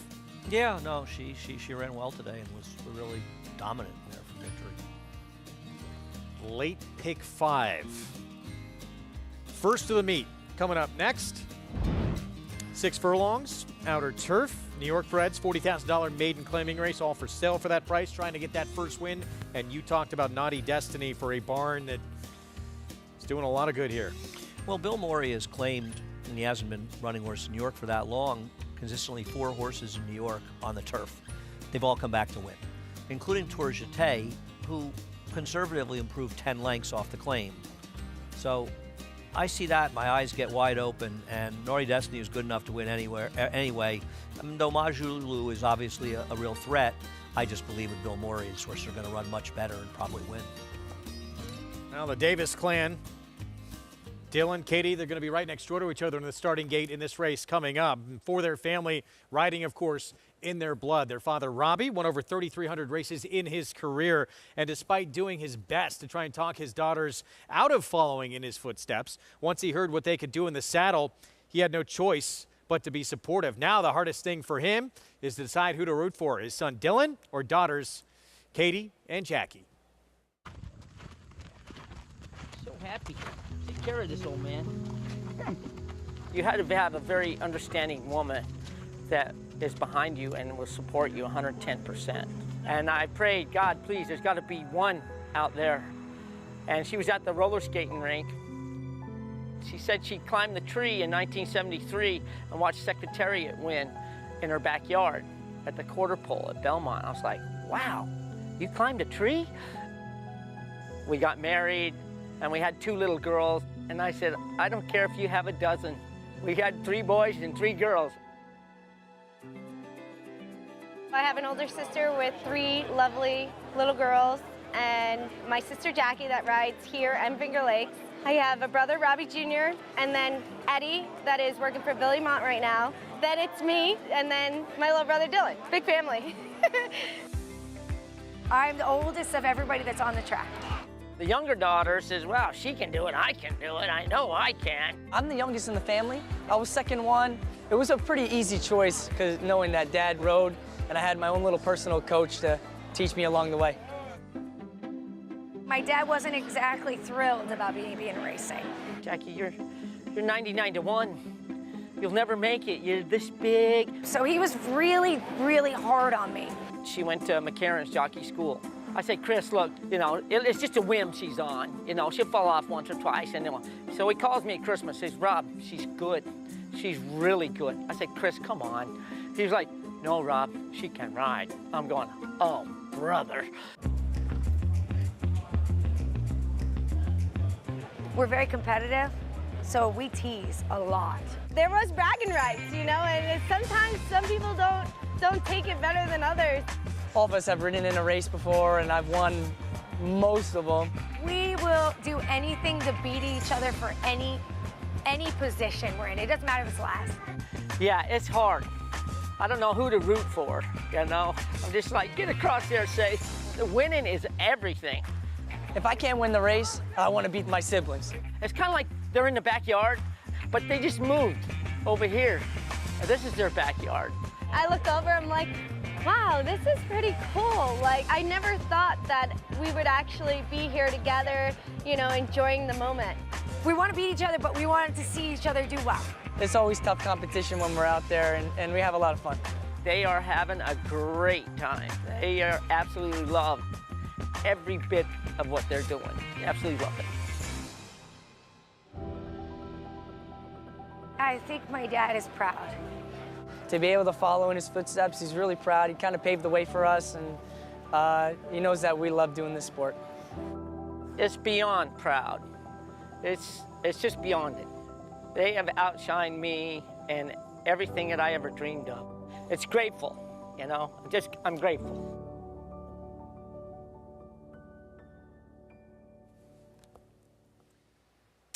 Touching story, and again, we'll see Dylan, we'll see Katie. They're right next door in the starting gate here in this 4th race coming up to start the late pick 5. And Dylan He's jumped to that next level.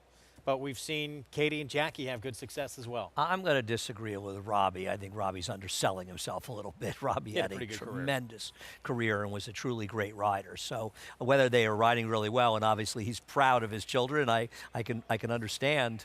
Robbie was a fabulous rider. It didn't come out of nowhere. Don't sell yourself short. He deserves a pat on the back. They came from a good pedigree. Late pick 5 coming up next. We will see Dylan on Naughty Destiny, who is the 9-5 favorite. And follow your arrow, Katie Davis on the 6.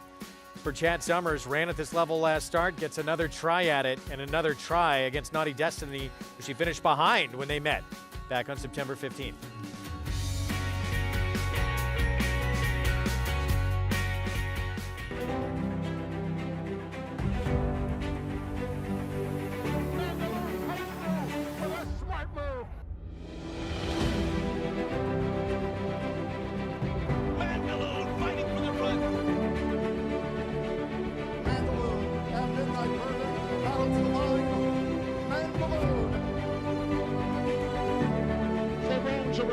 It's Mandaloon. Mandaloon wins.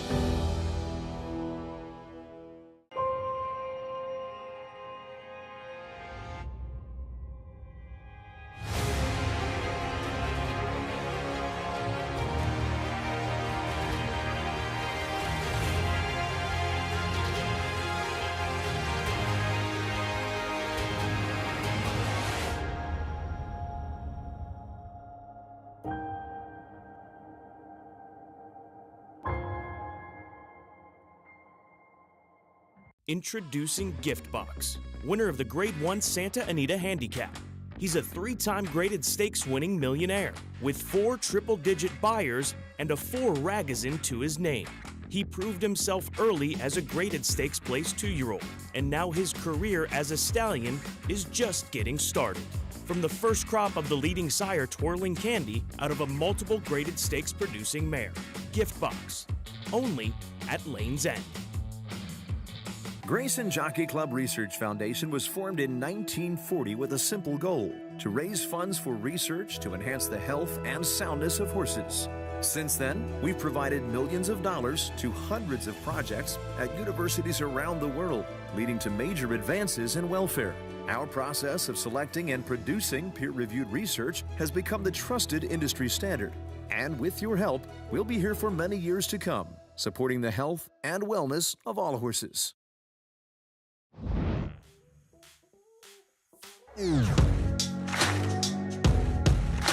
His greatest victory was in the Grade 1 Met Mile, which, as everyone knows, is a great stallion making race. And it is Silver State to make it 6 in a row. Silver State to win the Metropolitan Handicap. They don't really make him like Silver State anymore. He's an old school horse, tough, durable, beautiful individual. He bred 171 mares his first year here at Claiborne, which is more mares than any stallion that's ever stood here in our history. He was very well received and very popular, so he'll have plenty of chances to put his stamp on the first crop of 2-year-olds next year.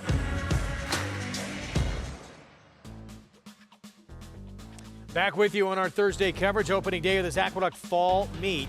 It's brought to you in part by legendary Claiborne Farm. 100 years of doing the usual unusually well. Proud to have them as a sponsor.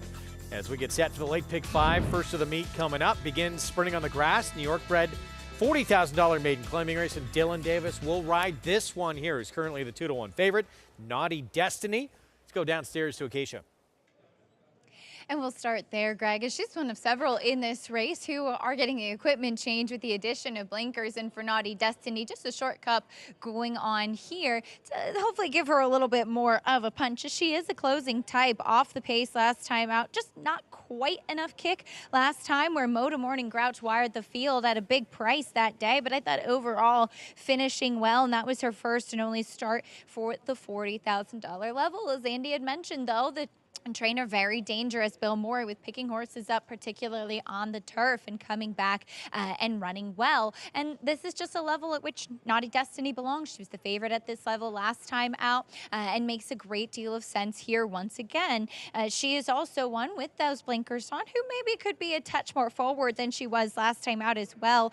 When going longer earlier in her career, she'd kind of been into the race a bit better, but she is one that's pretty relaxed here in the paddock once again. Last time out, she she had been accompanied by a pony, doing everything on her own today. It seems like she's doing well coming into this spot, certainly a major player. The number 3, Majulu, though, I've kind of been chasing as I loved her getting onto the turf 2 starts back, where she was just beaten ahead behind Play Freebird. Last time out, though, breaking the sharpest of all and then dueling, ending up to flatten a little bit. She, too, gets blinkers going on. Also a short cup, a little bit bigger, more of kind of what we call a French cup, that there's a little bit more openness to them. And that should help her as well to sustain that speed a bit more. Now that this is her 4th start, though, this is by far the strongest I have seen Majulu look. She was one that looks like she just really needed to kind of bring it all together with racing. She'd been a little bit soft around the edges early on in her career,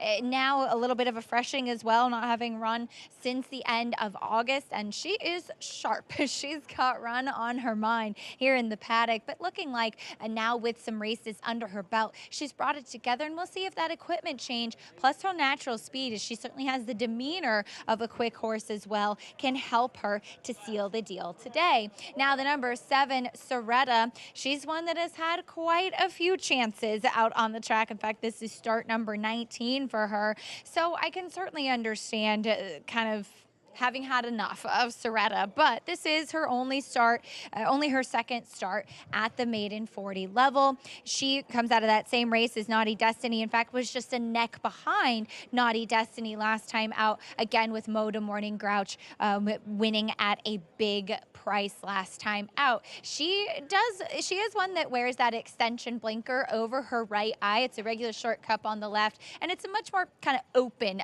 extension blinker than we'll typically see, often the outside eye fully covered. So typical equipment for her of what she's worn for quite some time to keep her straight and true throughout the running of the race. She was off slow last time out. I would love to see her get into the race a little bit more. Javier Castellano climbing aboard for the first time today. She just looks so good yet again. Look, she's had a lot of chances, but she's doing very well. At just her 2nd start and a maiden claiming level, Greg, maybe one to take a little bit of an extra look at. 0 for 18 coming in. Andy and I, though, cannot say much. We both went to 0 for 26 maiden in the finale on the card. Let's look ahead to this weekend. Grade 3 Pebbles coming up on tomorrow's action. Race 8 Mile in our turf, 3-year-old fillies. And we'll start with oversubscribed Chad Brown. He'll have Flavia Pratt aboard, winner of the Wild Applause earlier this year. Interesting race and a competitive field. Now, I think oversubscribed in her best race is the worst to beat. She should have won the Lake George. She got into traffic trouble in here. It's just one of those things that happen. As Richie says, an unlucky ride, not a bad ride. And the winner got a clear trip outside of her. It's part of the game. But she ran very well. And I'm not going to knock her too much for her QE2. First of all, she's coming off a bit of a layup, trying to go 1 1/8 miles. But also, she ends up in a stalking position outside. That's not the way she wants to race, and I think her best race makes her the worst to beat. Plus, she lost to She's So Pretty, who's just tremendous, and I think going to be a force in the matriarch. Meanwhile, Makenga got run down in the Grade 2 Sands Point at 1 1/8 miles, but she's been run down at a mile distance before as well.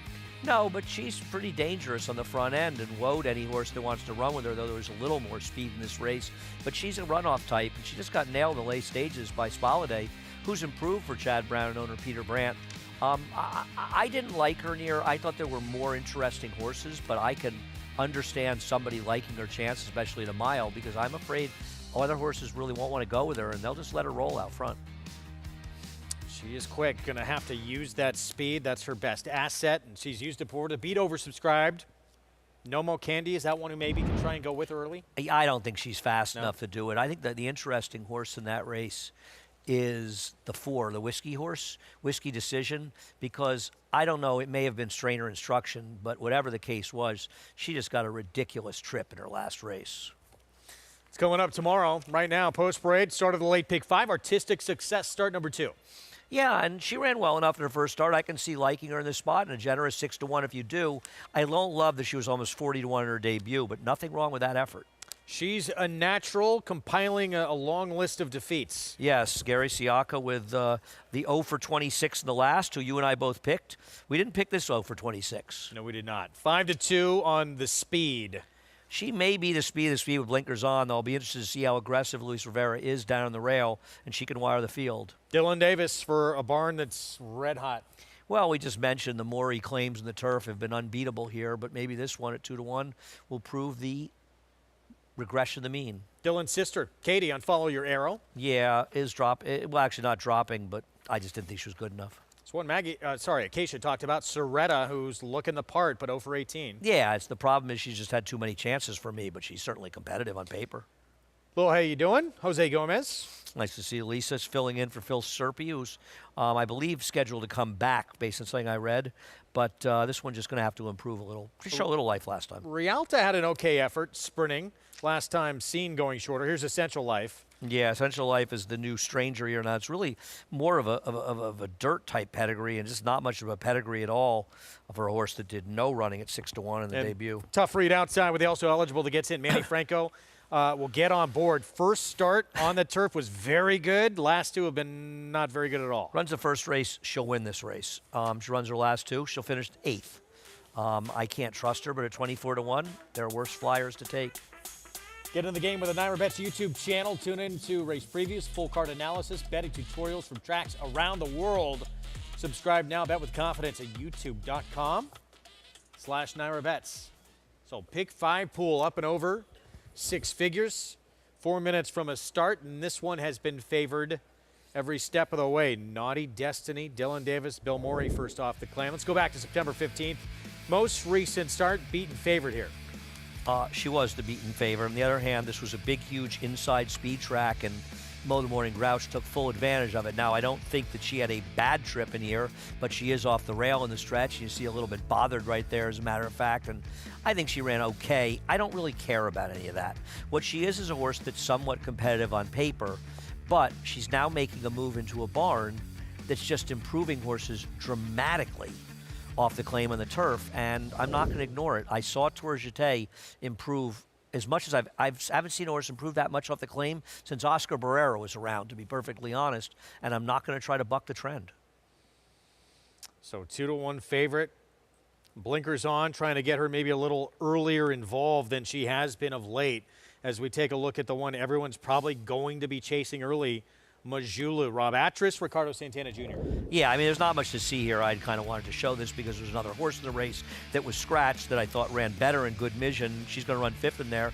She's not going to run much differently than Artistic Success, who finished just behind her. Not a lot to say. Quick already, now adds blinkers. We know what they want to do with her. I agree, but how is Louis Rivera not aggressive breaking to the rail on Artistic Success? So I'm not convinced that she's going to get loose in this race. She may. But I think Artistic Success showed last time she has at least comparable, or not as fast, but she can be there. And I wonder in her second start breaking inside if she'll get in the way of this horse a little bit. But I can understand people thinking she's going to wire the field. That's not the craziest notion you've ever had. I thought she ran very well in the Play Freebird race, where she did all of the running, and Play Freebird got a perfect trip to beat her that day. Much as I know you're Leonard Skinner. I mean, you love Leonard Skinner, right? I do. I regret I could have seen him at SPAC when I was in high school in Saratoga, and I didn't. It was sold out? I just didn't go. Them and the Talking Heads. I mean, I wasn't there. Were you at the harness track that night? Probably. Okay. Probably. Oh, okay decision then. Yeah, no, I agree. I might have won that night. My friend Sean was there. 3-1 on the speed of this race here. Late pick 5 begins in this one coming up as we go back to Artistic Success. Start number 2. The bobble at the start, it wasn't much of anything. I agree. But was wide throughout in that debut race for Joe Sharp. Let's go to Acacia. Yeah, Greg, and this is a horse that did really kind of catch my eye back in the paddock, and I agree. I don't think the start was much significant for this horse, and she was a huge price, and maybe didn't quite kick on as much as you would have liked with the closers coming back at that point. But I thought overall a solid debut, given the post and given the fact that she was such a short price. I was not in the paddock for her first start, so don't have anything to compare to, but she looks incredibly fit coming back in here, and Joe Sharp's horses are always well turned out. But she was sharp, but warming up with the pony, but energetic out on the track, which I appreciate seeing coming back in her second start. So maybe she could be more forward, especially now drawn to the inside versus being stuck to the outside on debut. I did just think that Majulu, who, as I touched on back in the paddock, really kind of bringing it all together, and she was very energetic warming up on track. So she's acting like one that should be setting the pace. But the number 10, Essential Life, as Andy touched on, is the wild card in here. The dam never tried the turf and was 0-2 in the synthetic, and there were no siblings to try the grass. Central Banker can certainly kind of get any type, and she did not really do any running at all first time out, and that was 11 months ago. So a big wild card here. But looking at her from a physical perspective, I can see it. She has a flatter hoof to her. She's built a bit more like a turf horse overall. She did get a bit warm, which sometimes can indicate a horse that just needs a race, and she hasn't raced in quite a long time. So maybe a tall order for her coming back. But at a big price, I don't have a problem with her trying the grass. I don't think she's necessarily a win candidate in here, given some of the recency that she will be facing. But very intrigued to see what she does on this surface, Greg. Thank you, Keisha. Yes. Well, you occasionally are in a car, right? Yeah, occasionally. I was in some this weekend. I've been in a But car with you. You don't really navigate the freeways and streets of the Big Apple. Well, I can. What do you mean? What are we referring to here? Where's this going? Oh, we just saw a shot of Oh, you no, get to the track. I know. Well, I know. No, I've driven the track here. I used to drive here with Harvey Pack back and forth from here. I even taught Harvey the great shortcut to avoid the Van Wyck. Really? Where you go You haven't out the shared it with Rockaway. me? Well, we've never. No, you don't go that way. Oh, okay. But where you go out, and I think you take 111th. You go out the Rockaway entrance, take a right, and you take a left at 111. You basically follow it all the way down, and you can end up getting on the Jackie Robinson briefly. Ooh. But you avoid the Van Wyck. And as everybody knows, if you've never been in New York but you watch Seinfeld, so nobody's ever beaten the Van Wyck. 2-1 favorite And he throughout. tried. It's been Naughty Destiny. This one, Soretta, all those opportunities. 5-year-old mare, she is 0-18. Acacia giving positives to the way she looked coming in. Maybe she just finally finds the right field here. She seems to be sort of going in the right direction, at least, at this level. I've seen Tough to enough take, of her, though, with but that she record. could win, I guess, but I've seen enough. And, intriguing one we talked about outside at a massive number. Also eligible to get in, Boston Strong Mama, her debut. As you said, probably wins this race. Her last two I tried gets her her back. nowhere. I liked her a lot 2 back. I think I bet her in the bankroll contest up in Saratoga 2 races back. Fortunately, my friend David and I are going to like the winner, so I used the horse to save. Forgive the first one, right? It was off the bench, it was off the layoff, but then nothing again next time out. Yeah. No, There she is. I can't take her, but she has that race in there somewhere. I won't disagree with that, and she's almost 30-1. So if you want to take a shot, go ahead. There's Katie Davis stepping in, brother right next door, set for the late pick 5. Chris Griffin the call. Boston Strong Mama. Last to load. And in. All set.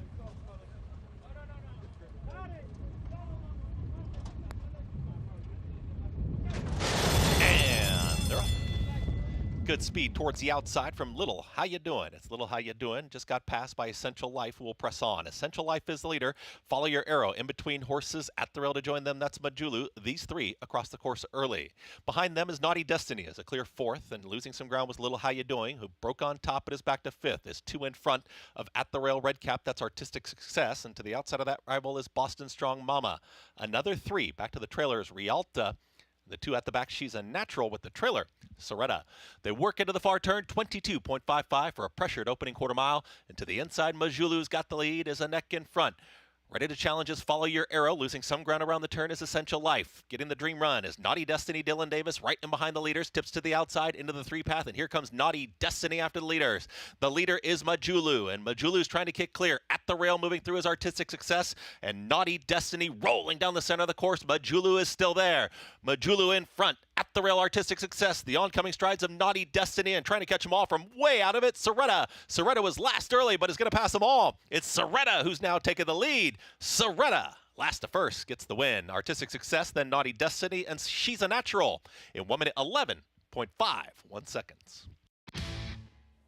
19th time the charm. It came down to Soretta and Artistic Success up the rail under Luis Rivera Jr., but it's Soretta's day with Javier Castellano for Kevin Bond.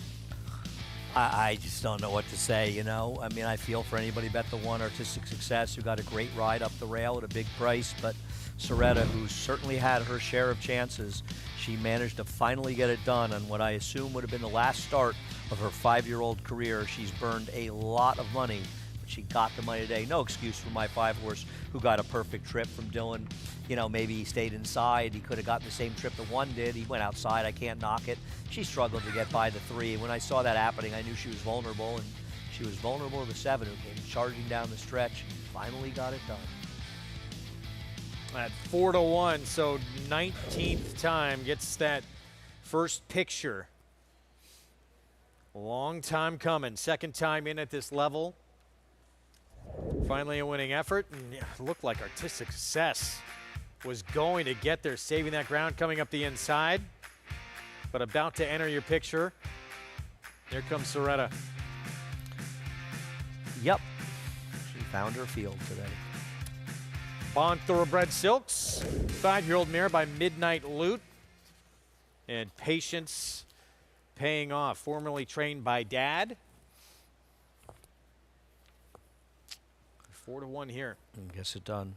Yep, gets it done. 7-1-5-2 finish and a 4-1 start to the late pick 5. It's Soretta here in the 4th in this New York bred $40,000 maiden claiming race. Prices for you when we return. Soretta Artistic Success 1-2 here in the first leg of the late pick 5.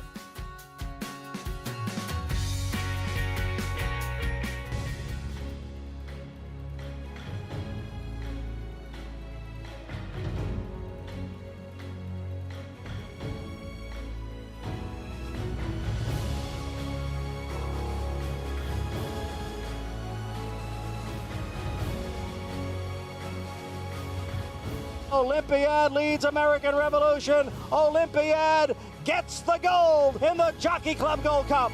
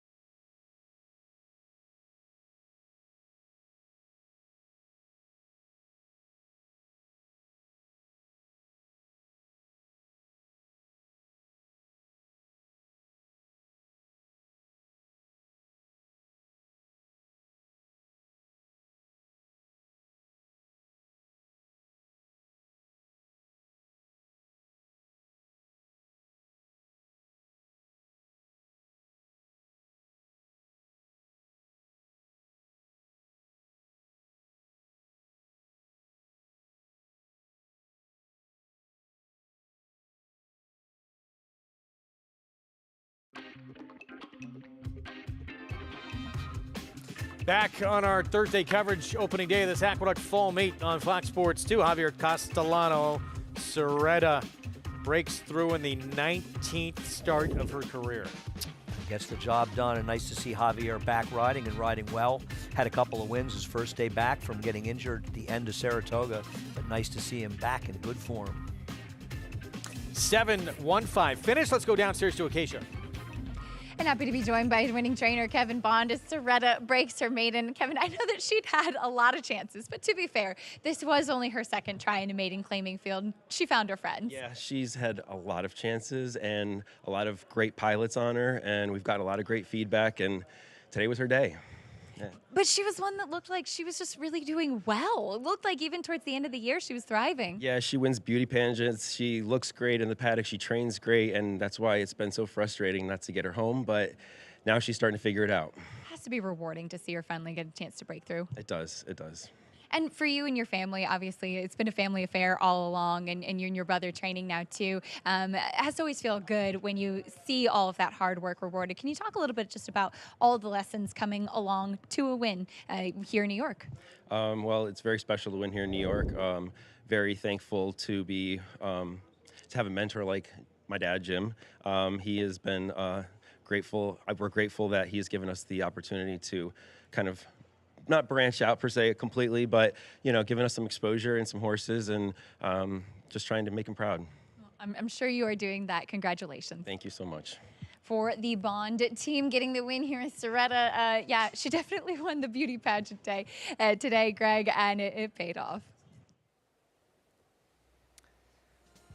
Long time coming for this 5-year-old mare, but finally gets that moment in the winner's circle. And does so at 4-1 to start this late pick 5. Move on to the late pick 4. One-turn mile, $40,000 maiden claiming event ahead in Always Be Smart. Linda Rice, Jose Lezcano, one of a couple right now at 9-5. Major problem for this horse is just getting out slow. I agree, and both the horses that you and I like, I think we both picked first and second, the 3 and 4. They're going to be a little bit of the mercy of pace. Now, Confabulation's probably the speed. We're not thrilled with that horse. And Waja's the other field speed. And while I'd prefer the number 5 Waja, she's just had a lot of chances for Chad Brown, but maybe it's a lot of chances day. Could be. We're hoping that's the case in the finale as well. Yeah, we're going to take a timeout. Talk about at the top of their game. There is no question about that. The most dominant sibling duo maybe in the history of sports. Arad and Jose Ortiz, their story when we come back.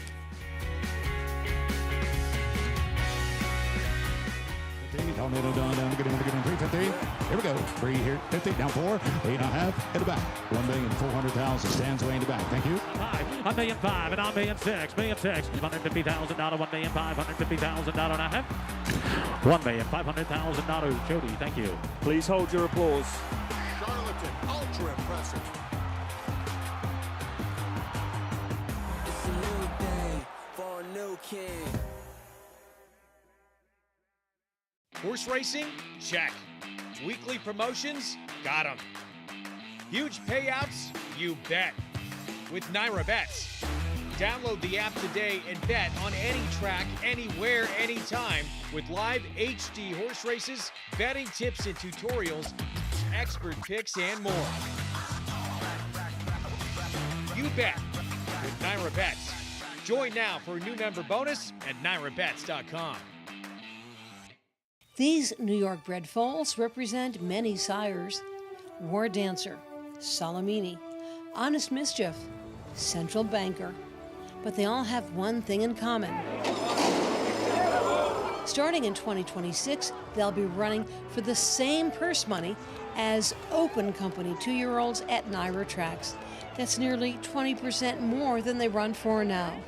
Learn more about it at nybreds.com. Racetrack Television Network brings you every race, from every track, on every screen, every day. With monthly packages starting as low as $5, RTN gives you great value and access to more live HD streaming and race replays than anyone. Visit RTN.tv today to sign up and watch on almost any device, including Roku and Amazon Fire. RTN has packages that start at $5 per month.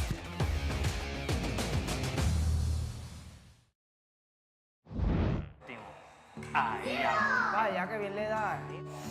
Suenen a mí. Every single sport that we play, we compete. We play this game every day. Who do you think is gonna be the winner there? We never face each other against each other. We never did. Like now. Like now, yeah. Energy de qué? Energy de qué? First of all, it's very fun to share your success with your brother. We spend together more than 15 hours a day. We know how to manage business and life, real life, so that's pretty good. When we understand that, we have a line right there, it's perfect. Despite how close the brothers are, sometimes their competitive nature lends itself to some tense moments. We've been very heated moments.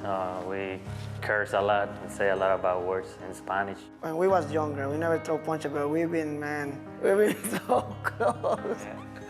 We don't talk about races before the race runs. It's fun.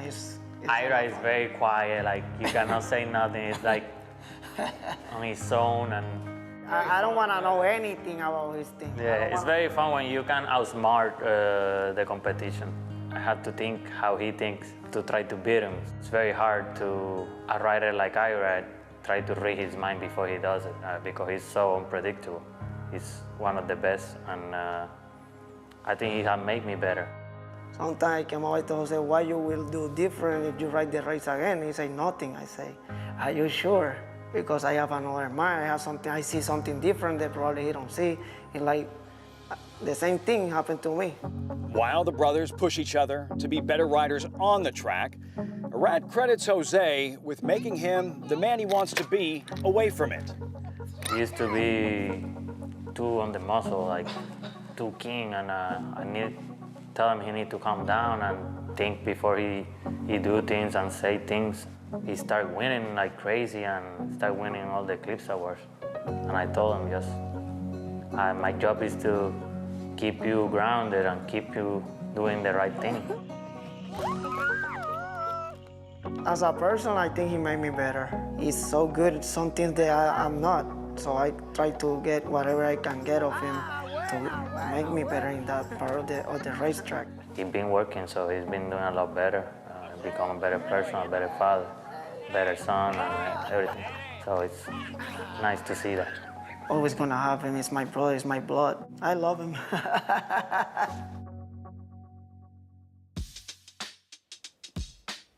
Well, look at what they have done together in their remarkable careers.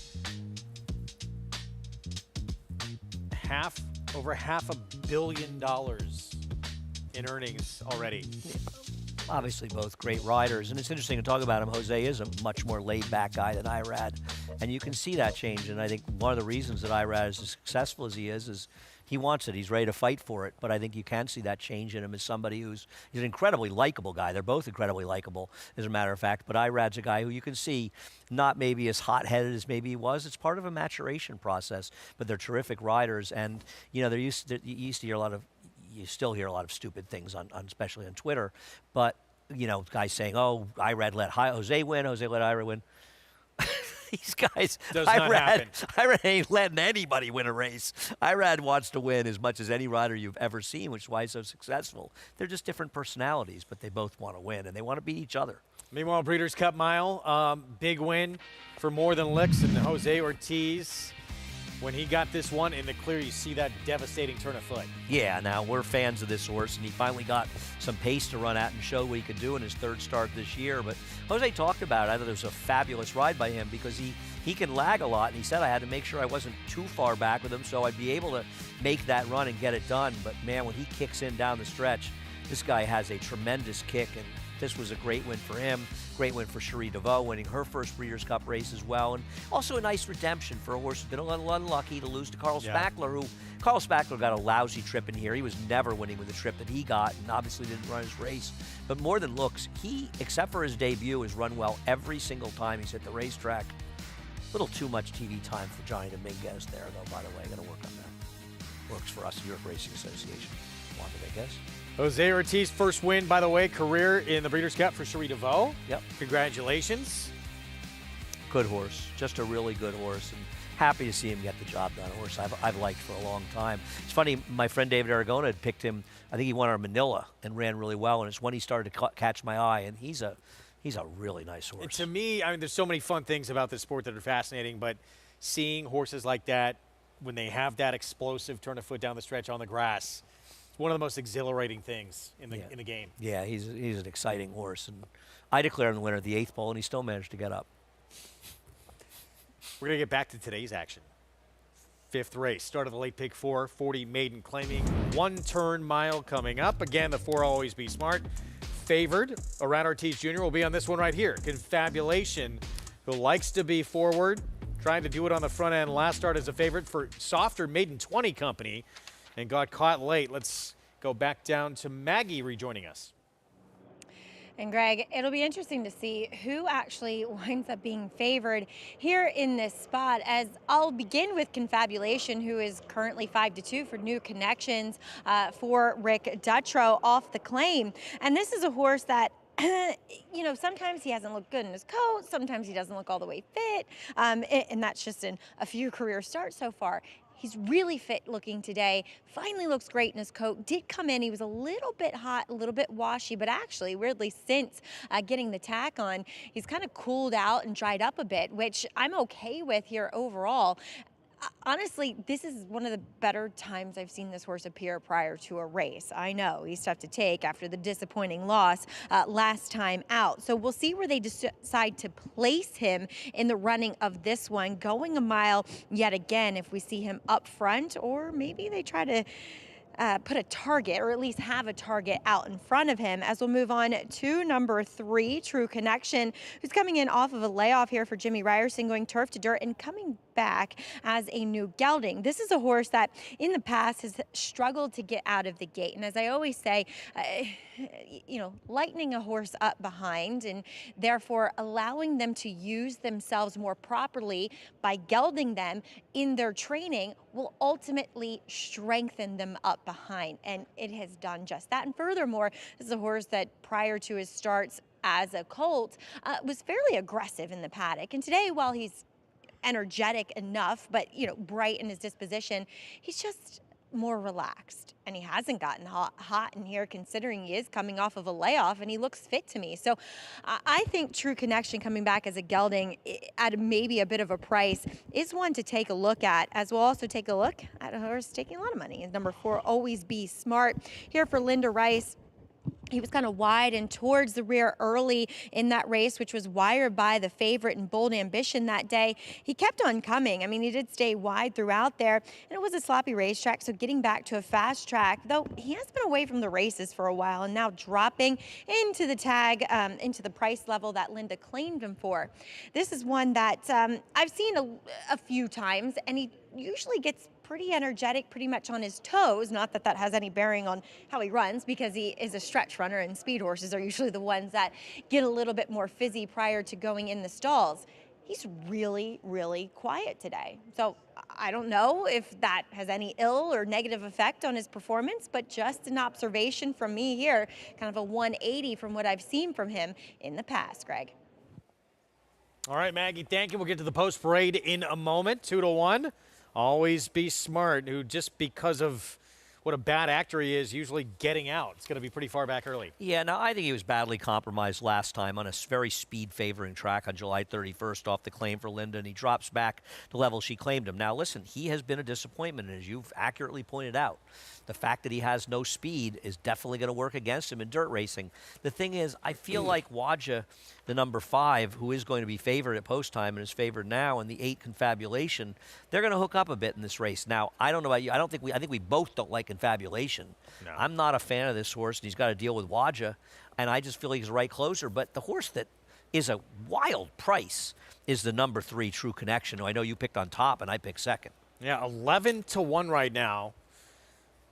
And a new gelding gets in with a 5-pound apprentice as well. And that, you know, that last start for maiden 50, at least seemed to kind of wake up and be going back towards the right direction, it seemed. Right. I mean, ignore his last race. It was a turf race in July. He comes off a layoff. This is a horse whose first 2 races would win this race. He lost to Tuscan Sky, who ran a huge race, finishing second, our Discovery here the other day. And then the Society Man race, another horse who's done well in some races, ran a big figure. He tailed off. He lost his best form, and he ended up getting dropped down.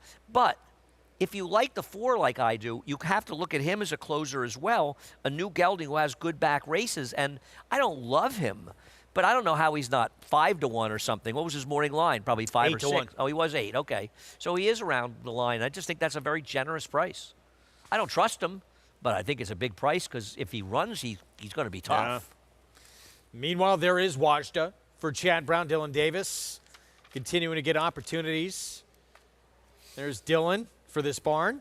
Blinkers going on Wajda today. And you see how much Dylan Davis is riding for Chad Brown, and that is a direct result of how well he rode this summer in Saratoga. We often say, you know, these kind of meets like that can sort of make a career or break a career in some cases. Well, Dylan is the perfect example of that. He's coming off a great meet here at Aqueduct. And, yeah, there he won it with 44 wins, 10 clear of the next closest. I can't remember recent memory because, I mean, part of the reason Irad Ortiz has dominated it year after year after year. And after Irad year. was out of town a lot, as was Flavian. Well, I'm talking about Saratoga, but I haven't seen a Saratoga summer where someone benefited as much as he did coming out of it, Dylan Davis. I could not. No, I mean, I'm sure we have at times, but I don't think I can remember one any recently. You know, I will say one thing. That was where Irad Ortiz really opened people's eyes because he had obviously had a great year as an apprentice, but a lot of guys look great as apprentices, and, you know, they're in the where are they now. They're, you know, where are they now category. And Kieran McLaughlin left him on questing in the Coaching All-American Oaks and then the Alabama, and there was a big story. Kieran's leaving the guy who just lost the bug on. He shows confidence. And Irad went to the front and won impressively, both of them. And that was something that really elevated Irad and said to people, Kieran has confidence in him. The kid obviously can ride, and he got turned around. But Dylan been riding a long time. That was somebody coming off an apprentice year. Yeah. Post parade begins with the one who inherits the rail with a scratch of the 1, LC Go Lucky. I think we got to pick 6 carryover if he wins. What do you think? Probably. Yeah. True Connection. Off the bench. Last start was on grass, new gelding. And we both think there's a case to be made for him at a very generous price. Always be Schmatt. 2-1. He's going to have to overcome his lack of speed, but I think he gets the pace. I picked him on top. Glenda Rice, Jose Lizcano there. Here's Wajda, 8-5 favorite now. And one of the reasons I picked him is I've just seen enough of Wajda. I know he hasn't been a super short price in his races, but Chad Brown with 6 starts, Mano y Mano, only 1 start on dirt. It was the debut, and it was against Maiden Special. I agree, and contrary thinking was a Chad Brown-Klarovich horse a long time ago. Maybe, who knows? 5-2, Confabulation wants to be forward. Yes, he is going to be forward. I question him at a mile, and I question him overall, and he's been in some good barns. And just be honest, 11-1 outside New Barn. Yeah, I mean, his figure last time makes him a contender. I looked that race up, and, I mean, for instance, second-place finisher. Ran 61 Beyer, then he ran a 70 in here and a 60 in his next start. I wonder if that figure is not going to prove to be predictive going forward. Sometimes off-the-turf figures are higher than maybe you would expect them to run in scheduled dirt races. And well, it ran okay. That was a mile race, Delaware, but it, best figure was sprinting on grass. Tough read. 3 minutes away. Race that kicks off this late pick for another look there. Confabulation, Irad Ortiz Jr. Horse who had the lead midway through after being on the front end early for softer maiden 20 at a mile. Yeah. And then just no punch down the stretch. And he was involved in the pace with Truly Warrior, who finished second there. So it's not like the pace totally collapsed. The winners had a perfect trip sitting in third behind them. Listen, he's not impossible here, but to me, the 5 is probably a better horse and also has speed, and I prefer closers as well. 3-1, despite the presence of Irad Ortiz Jr. You got to appreciate these guys. They'll be going to Florida in about a month. Yeah. So we won't have a lot of the top riders. I think Jose Ortiz is riding here. It's Saturday or Sunday. Maybe it's Sunday. I know okay. It's hard to keep them all straight, but he's definitely riding here at some point this weekend. 2 minutes to post. Let's go back down to Maggie.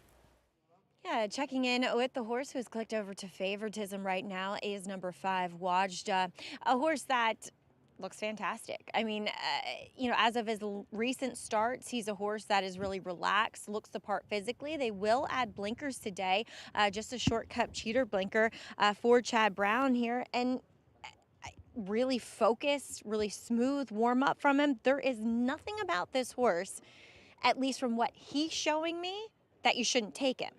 It's what he's done in the past is why you might be a little reticent to take him because of what Andy said, and that a horse that Chad Brown has run 6 times and has yet to get the job done, though only second start for Maiden Claim. And I will say this, Baxational came back and ran a huge race. Maybe it helped a little bit with the racetrack with an 88 buyer. And the only other horse to run back did do so with a win at Parks in a Maiden Claimer as well with a 71 buyer. And that horse finished 6th that day. So Washta to me does make a great deal of sense. I just wanted somebody at a better price in here, Greg. That's why I landed on True Connection. He's a horse that I've liked in the past, but I really feel as though coming back as a gelding should help his chances here. I like the way that it's kind of changed the way he's acting as well pre-race. Well, good signs, and that 11-1 has come down to 7-1 now on True Connection, the new gelding. Yeah, no, I listen, I hope he wins. I used the 3 and 4 to start, the late Big 4, and he's a much better price, so I'm rooting for him. I used both of them.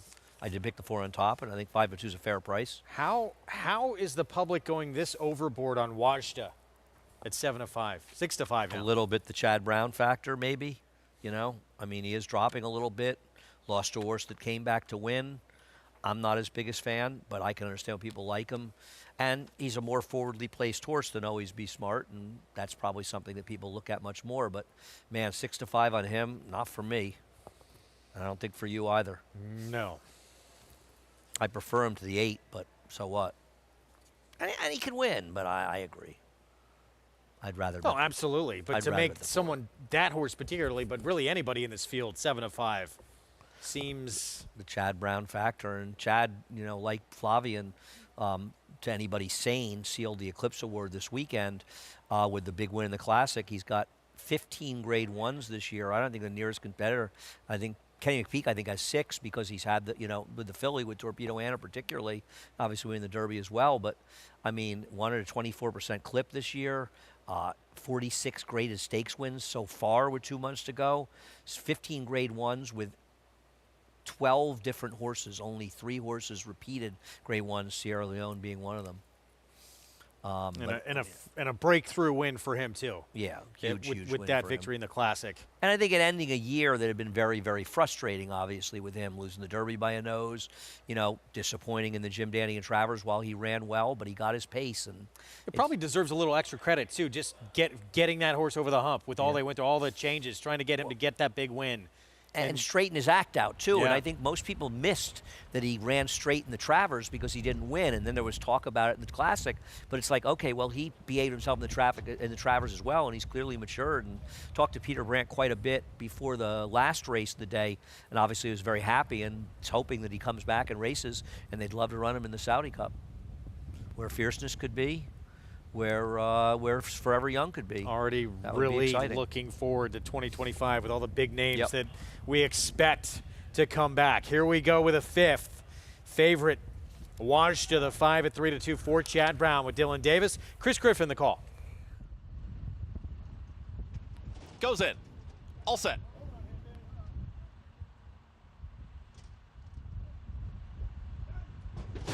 And they're off. Awkward beginning there for Mano y Mano, just a slight bobble at the start. Speed from Confabulation towards the outside. It's Confabulation who's up front, is up by a length, called a length and a half, and joining this leader. There's Mano y Mano, wants to challenge, and Mano y Mano has now put a head in front.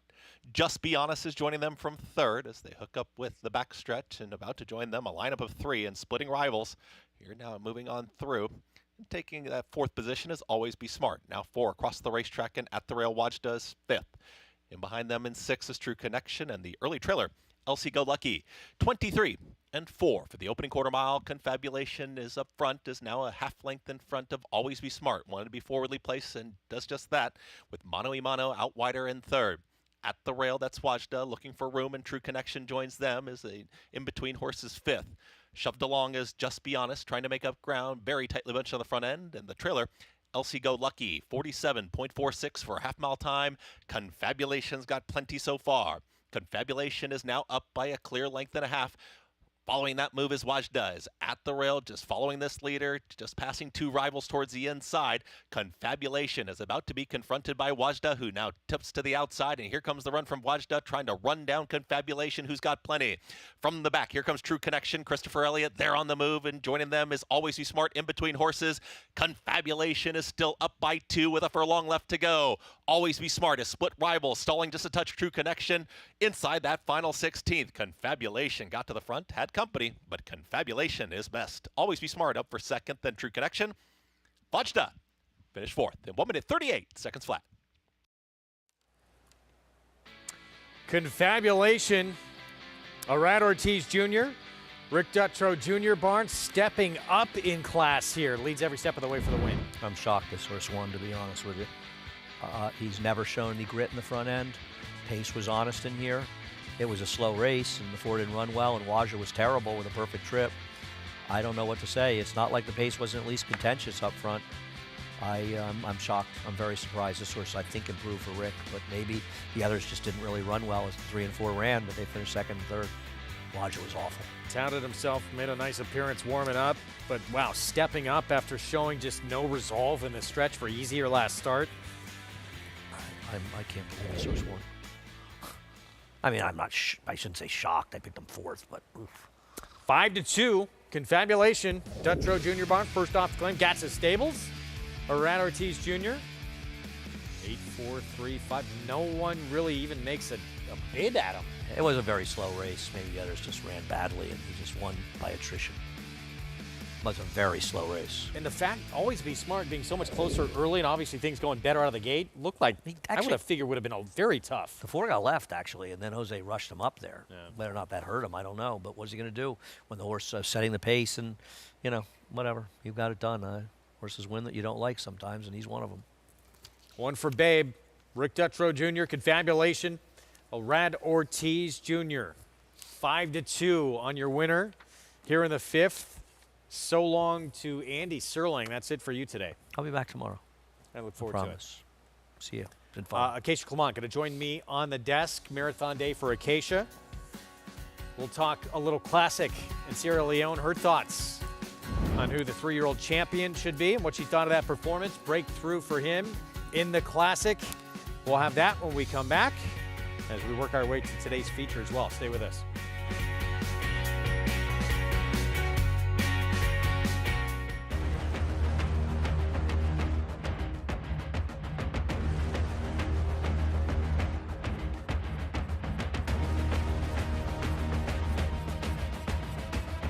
They're coming down for the finish, and it is Silver State. 50-60, 250-60, now 60, 260 mark, 260,000. Grade 1 winner Silver State, standing at Claiborne Farm.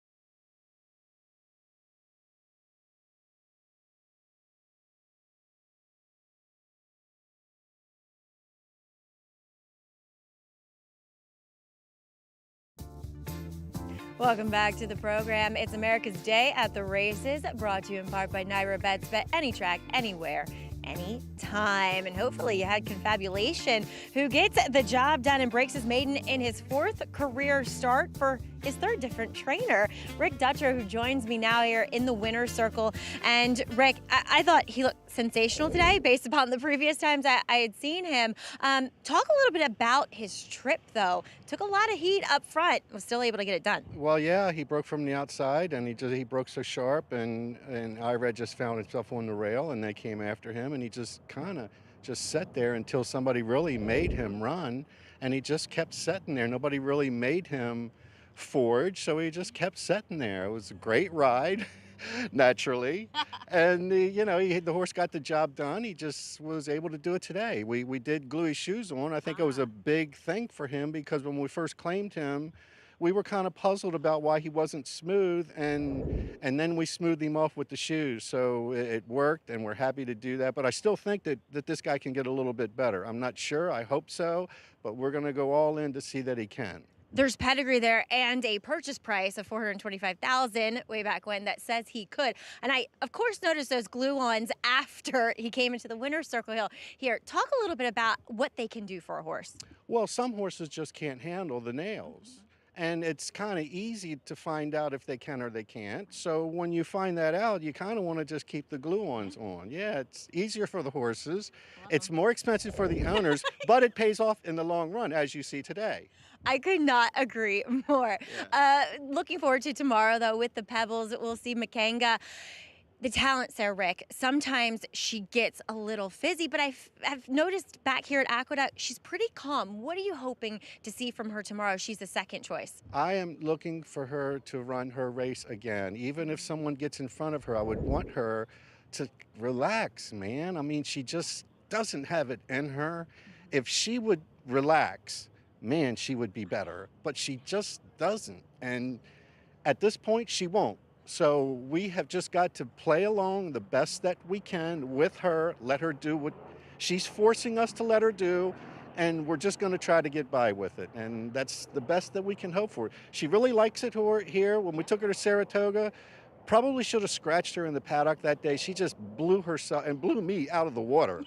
I just said, man, I can't believe she did that. So now she loves it here. She's been good here. She walks around like a little baby here, and that is partly helping her. And she likes this turf course. She just doesn't like it when Chad is in there and when Chad sends a rabbit after her. She doesn't like that. But we're going to deal with whatever we have to, you know?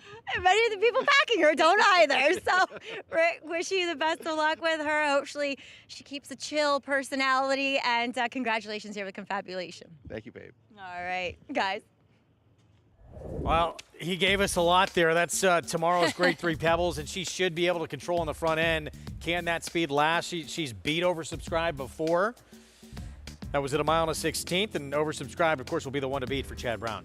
Absolutely, and love to hear what Rick was saying about how much more settled Makenga is here at Aqueduct, and as he touched on back in Saratoga, and he had even shared with me before that race that she had really kind of lost it even in the receiving barn coming over. Here at Aqueduct, it's a quieter walkover, it's a little bit of a shorter walkover, whereas over at Saratoga, you kind of walk through the crowd to get into the paddock, and it can just be a lot for horses. So she's definitely been much more settled, and we know what the name of her game is at this point. Go to the front and see how long she can last. That's coming up. Grade 3 Pebbles, 8th on the card tomorrow. Next up on today's action, this $10,000 claiming 6 furlong sprints. It is, wow, Jackson's Dixie opening up as a favorite right now, dropping from 16 to 10 off a runner-up finish.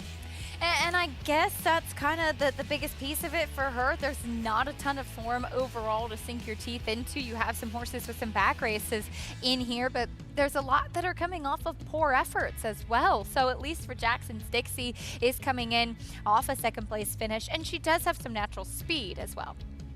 Well, it had to be an incredibly frustrating year, ends in just jubilation for the connections of Sierra Leone. All those equipment changes, a Derby that was right in their fingertips.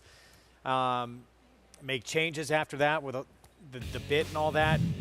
runner-up finishes, finishing behind Fierceness a couple of times at Saratoga, gets the pace set up and shows what Sierra Leone can do at his best on the biggest day here in the Classic. It's true. And look, he's a very talented horse. We've known that all along. And as you said, he got the setup. He got the pace that he needed to run at. And there was some argument that maybe he didn't like Saratoga, but also you think back to it, the pace did not come back in the Belmont Stakes when Dorn acquired the field. The pace did not come back in the Travers when Fierceness was forwardly placed, as well as Torpedo Anna that day. And it was kind of setting up overall throughout the weekend, and especially with the way it looked like it was appearing on paper with a fast pace in the Breeders' Cup Classic. And you see the celebration from Flavian Pratt, who had a sensational Breeders' Cup weekend as well. And for a horse that's regally bred, has a ton of talent, and was able to get that big win on the biggest stage, beating older horses. I have to tip my hat to Fierceness, though, because he was involved in that pace, and he actually showed something that we have not seen from Fierceness as a 2-year-old or as a 3-year-old, and that's fighting with tenacity when he did have some pressure and he had a horse that was talented bearing down on him to the outside, and he dug in. Adversity, no question. It was a nuclear pace, and he was right there in the end. It turned out to be a great battle. 3-year-olds, 1, 2, 3.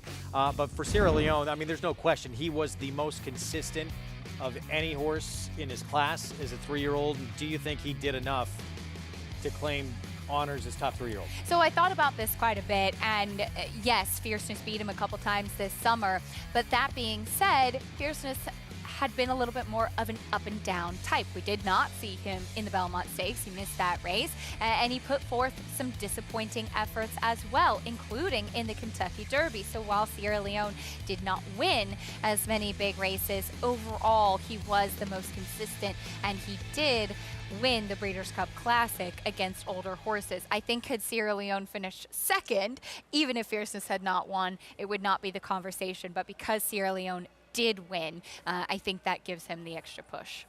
And it sounds like we're going to get to see these two carry over this rivalry into next year. Fantastic. So many big names. Torpedo Anna, another one who sounds like they're coming back for next year. All terrific news. When you look back on that entire weekend, what was your most impressive performance? So I was asked about impressive, and I don't know if it was visually the most impressive, but for me, it was impressive in the overall body of work, and that's Moira in the filly and mare turf. A 5-year-old mare. She was making her 3rd Breeders' Cup appearance. She'd been 3rd in this race last year, and she was a former Canadian Horse of the Year, opting to come back and race in 2024, which was not a given for her. She'd already kind of shown enough in selling last year for $3 million. Coming back, we just saw her sell the other night for $4.3 million. And what a beautiful way to cap off what's really been a tremendous career for a very talented Ontario bred. It was great to see her get this win coming from off of it with a 100 buyer speed figure. She's just one that I've really enjoyed watching. We saw her come back off the layoff and finish 2nd this summer in the Diana without really kind of getting any of those big wins and capping off the year with the Breeders' Cup victory. I think it was one that was well deserved. Loved her the moment after that Diana. That was her first start off the bench. She ran so huge that day. Good for her and those connections to get that big performance. Let's go down to Maggie and talk what stood out to you over the weekend. Honestly, everybody's performances. To win a Breeders' Cup race, Greg, is so difficult for the horses, for the connections. So many things have to go right. But to do so with a untarnished record, at least even if you're only a 2-year-old, is even tougher. So I really liked what I saw from Immersive as she remained perfect, 4 for 4 for Godolphin and Brad Cox, and I feel like saying our very own Manny Franco, predominantly Naira rider, to get his 2nd Breeders' Cup win on a filly who, honestly, I was a little concerned about her pre-race. She got a little bit fizzy out on the racetrack, but when she went in the gate, she was all about her business when they sprung the latch. She did get some pace to close into, but arguably this was her most devastating performance to date. A lot of her other ones, or 3 prior, kind of workmanlike, got the job done, wasn't brilliant, but I thought this one, visually, it was quite impressive. So looking forward to what a 3-year-old campaign may look like for Immersive going forward, Greg. Yeah, always tough to tell, and interesting to see as we flip that page to the new year with these 3-year-olds as they eye the Oaks and the Derby respectively. how tough those races are going to look. And, you know, a couple of years ago, we had a Breeders' Cup Juvenile filly race that was incredibly unproductive, that Wonder Wheel had won. Seems like this group might be a little bit better. I think so too. I think as a whole, it's been a pretty fun group to follow as well. Shout out to our colleague Tom Amos, who had Quick Kick finish third in the Breeders' Cup Juvenile Fillies as well, running a very good effort that day too. But Immersive, she was one that I've been a big fan of hers all along, and think that she has a bright future. And to Maggie's point, she was a little bit wound up on the track, and she also looked in the paddock like she wasn't actually kind of as head-turning as she had been in some of her previous starts. But that being said, when you have a filly that's as mentally mature as she clearly is, with able to switch it on when it's go time coming out of the gate, that's a big benefit too. So well done to Brad Cox and his team. She's, I think, the clear 2-year-old filly champion given the record that she's had this year, and will be fun to see what she and her contemporaries can do as 3-year-olds. Connections, before she ever ran, thought she was incredibly talented, lived up to it, and yeah, exciting to see now what she'll be able to do as a 3-year-old. For pilot Manny Franco, we're going to see him in the upcoming race on Bank on Anna. We get set for the 6th, approaching the 9-minute mark to post. Manny coming off more success in the Breeders' Cup with that victory and a championship locked up on that 2-year-old filly. Stay with us.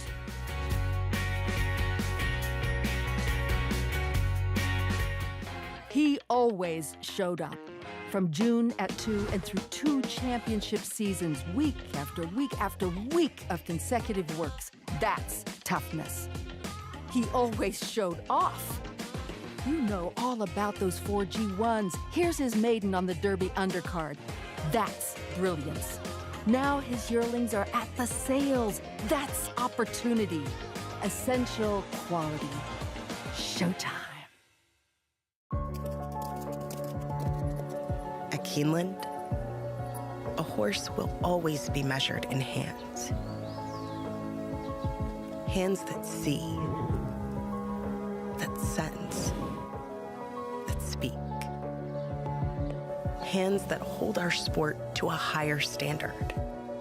Not for our sake, but for theirs. For the love of the horse, for generations to come.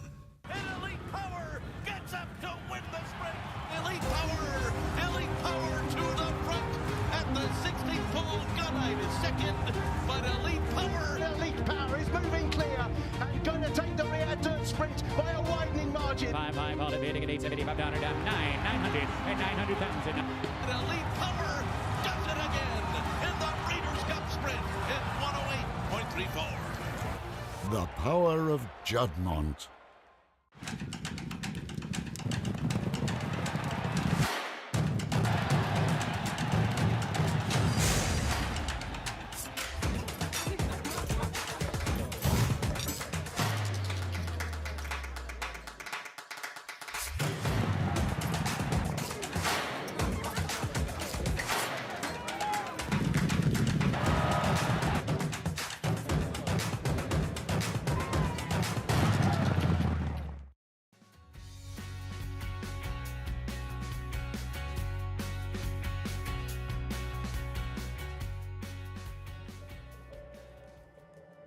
Big, impressive horse. Very masculine, lots of bone, big white blaze on his face, really catches your eye. Really good horse, gets grade 1 winning sprinters, gets turf horses, gets dirt horses. They can be 1 turn, 2 turns, long, short in between. Great commercial horse. A leggy 2-year-old that surprised me at how quick he was, and he had a particularly strong gait workout prior to his debut, and we felt like, based on that he would run competitively in his first start, which obviously did. Violence full out second, still getting closer, and Orb is now third. Titleton 5 and Violence getting up in the final yards. And was able to come back in the Nashua and win that. And it's Violence, a 2-length winner. Close out his 2-year-old campaign with a grade 1 win in the Hollywood Futurity. Violence had his very promising racing career cut short, suffering an injury in the Fountain of Youth Stakes. Horse is just really good-minded horse, very easy to train, kind of the professional type that trainers love to get. And I think he's shown his true quality as a stallion now, and it was unfortunate we felt like he was a serious Derby contender for us that year. No other sire has had more Grade 1 winners in 2020 and #1 ranked 4th crop sire by lifetime earnings. The belief in Violence remains high. We sold him as a yearling, bought him back as a stallion prospect, really respected horse. So again, we're hoping that he can continue to climb upward the ladder and go from a top 20 horse to top 10 horse. Back to live coverage on Fox Sports 2. Program brought to you in part by Hillendale at Alapa as we get set for the post parade here in race 6, approaching the 5-minute mark to post for this $10,000 claiming 6 furlong sprint. And here She Caught My Eye. Katie Davis rides. And a daughter of Violence, who just saw that feature in this one, dropping in class first off the claim. Rudy Rodriguez Barn, try it again at 14-1. It was disappointing up at Finger Lakes after winning the non-winners of 3 condition 2 back. Only try on a fast dirt surface. It was a win for latest edition. That one up at Finger Lakes recently has been against significantly tougher on turf. Wayne Potts, second off the claim with Condiment Girl. Actually, a reclaim for this one. Wayne and Rob Atras have kind of gone back and forth taking this mare. Vegas Weekend looks like a major player and has done well sprinting before. She does. She also has had a little bit of a freshening, not having raced since June. Boss Lady Kim, can you make a case?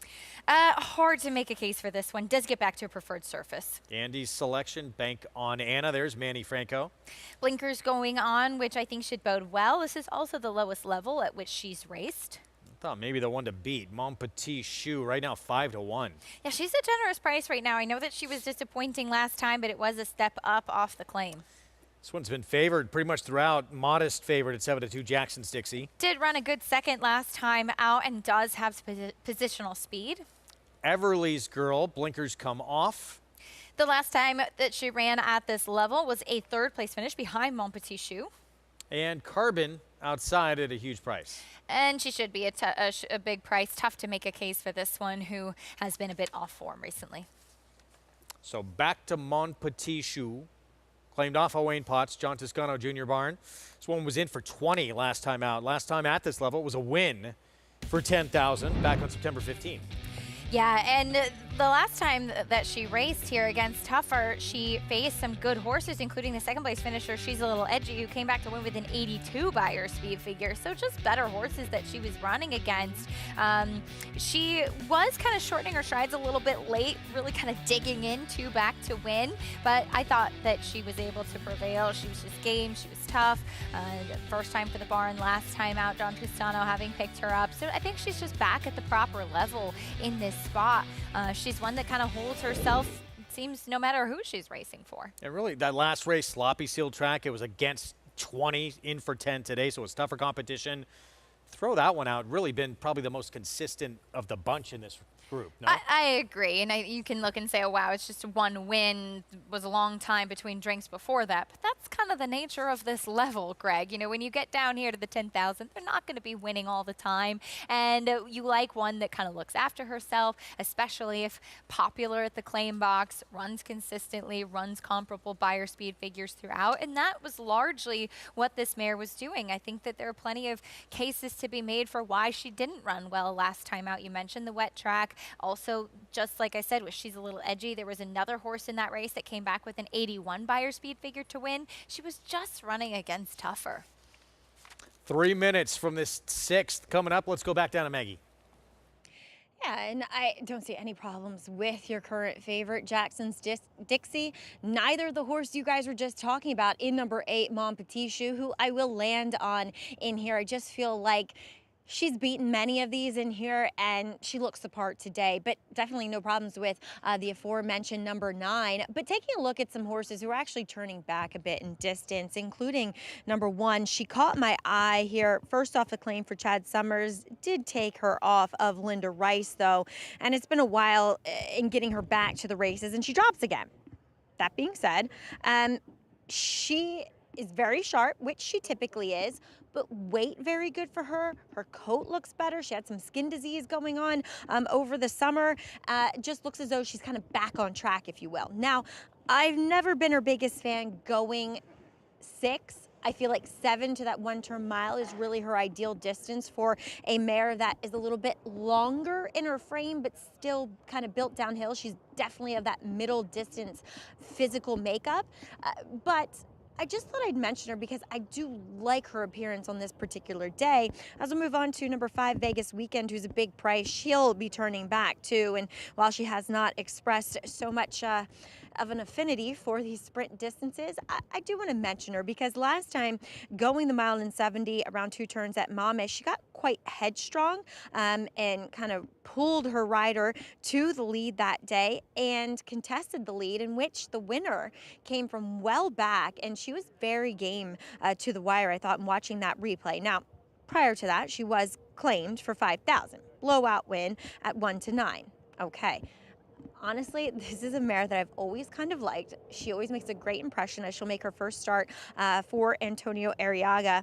And I just thought that the problem is there's probably not enough pace for her, but because she got so headstrong in that race, sometimes taking away that distance and having a little bit more pace out in front will help a horse. So do like her appearance on this particular day, Greg. We'll see how she does, as she's a big price at 13-1 currently. Yeah, it's interesting to see where she's going to be because, in the past, I know she's coming out of longer races, but sprinting, she's been able to be close to the pace before.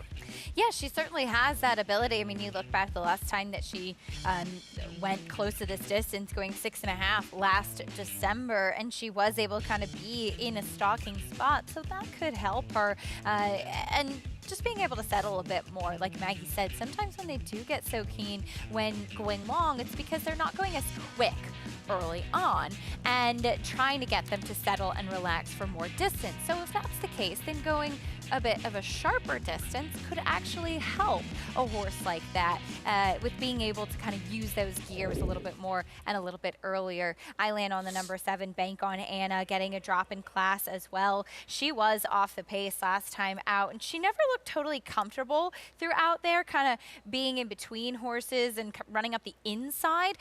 Posted a little bit more towards the outside and blinkers going on today. We'll see if she can do a little bit more running today. And maybe we'll get a late push when the gates open. The 8 and 9, looking at the doubles, you'd think are going to be the same price here. But right now, 5-1, that's a ridiculously good price on Mon Petit Choux. I know it was 5-1 morning line, but wow. No, I think she's a major player. I nearly picked her in here as well, between the 7 and 8 for me. I've always had a little bit of an affinity for Mon Petit Choux, but as far as Jackson's Dixie does go as well, again, just the drop in class and the fact that she is coming off of a good effort. Same price in the doubles, the 8-9, but 5-1 on the 8 in the win pool. Jackson's Dixie's been favored throughout.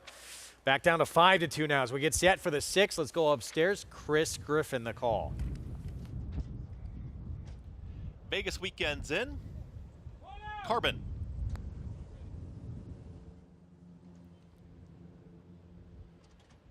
Is in. All set. And they're off. From in between horses, there's Boss Lady Kim, Mon Petit Choux in the early mix, and right there is Latest Edition. Latest Edition now hooks up with Vegas Weekend, joining them towards the outside, Jackson's Dixie. Also moving on through is Boss Lady and Kim. That's the leading 4. At the rail, there She Caught My Eye, who's in a shared 5th position with Wider. That's Everly's Girl. Tightly bunched, and Carbon's on the far outside. Is about the 4 path here as they approach 4 furlongs left to go, is followed by Mon Petit Choux towards the back end of the field. The 3 trailers try it again. There's an oncoming strides there for the outside is Bank on Anna. Relegation to the trailer is Condiment Girl. 22.74 for the opening quarter mile. Vegas Weekend has wrestled the front away. It's Vegas Weekend who's up by 2. At the rail is Latest Edition, trying to make up some ground under a full drive. There's Jackson's Dixie, and the rest with some running to do as they reach the top of the stretch. It's Vegas Weekend in front. Latest Edition to the outside. Also trying to make the move is Jackson's Dixie. Far outside is going to be Boss Lady Kim. Not much running for the back as they are still chasing Vegas Weekend. Vegas Weekend is in front, is back up by 2.5, 3 lengths inside the final 16. It's all Vegas Weekend. We'll get the score. Vegas Weekend wins it. Latest Edition, late rally there from Mon Petit Choux for 3rd, and Jackson's Dixie in 1 minute 11.42 seconds. Vegas Weekend looked like a winner from the jump, and as we talked about, had shown the ability to be forward, sprinting, on several occasions and was very quick early today. She was, and Maggie pointed out her appearance in the preliminaries, and she certainly ran to that, making her first start in Antonio Arriaga's barn, also dropping back down to this level, and she was not headstrong at all today. She settled beautifully, she was sharp early, and not much running on from the back. Mon Petit Choux did close off of it, but a lot of disappointing efforts from some of the others, largely dominated on the front end, and Mon Petit Choux having to settle for third in here. 12-1, double her morning line. Generous price. If you like this one here, 5-3, 8-9 finish. Felipe Martinez, Antonio Arriaga barn. And off since late June. 6-year-old mare gets the 9th win of her career, and she was dominant today. Yeah, she was. Certainly much the best in this spot. Big price for her, and Mon Petit Choux went off 6-1 as well, so you've got some pretty generous prices in the top finishers there, but 12-1 in Vegas weekend, and it did seem that the cutback and distance really suited her quite well for a horse that it was in there. She just needed to find the right conditions and find her friends, and certainly was able to do that today. 12-1 upset here in the 6th. With Vegas weekend, 6-year-old mare cuts back in distance, gets her first win at this distance at a number. Again, 5-3, 8-9 finish. Prices when we come back, and we'll get to our feature race on the card when we come back. But it's Vegas weekend. First things first here in the 6th.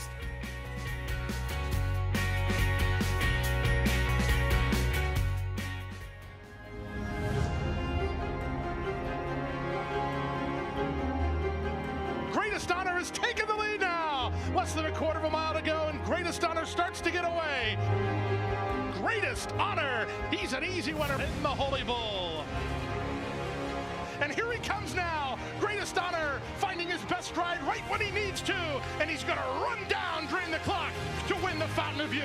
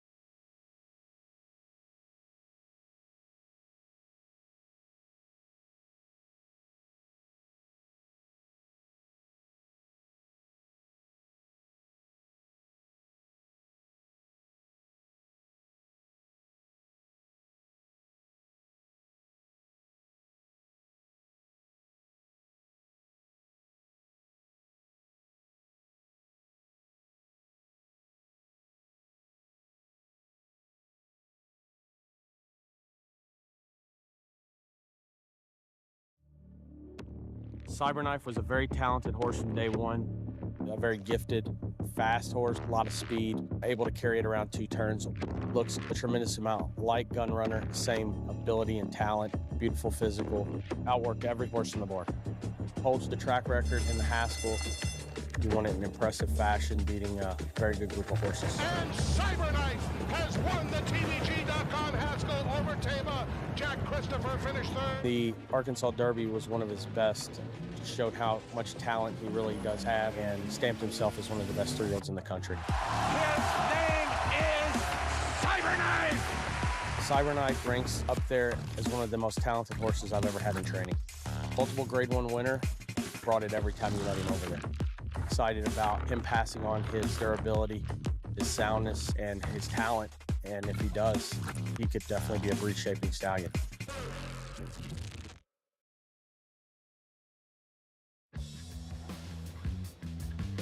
Back with you on our Fox Sports 2 coverage. Watching America's Day at the Races, brought to you in part by America's Best Racing.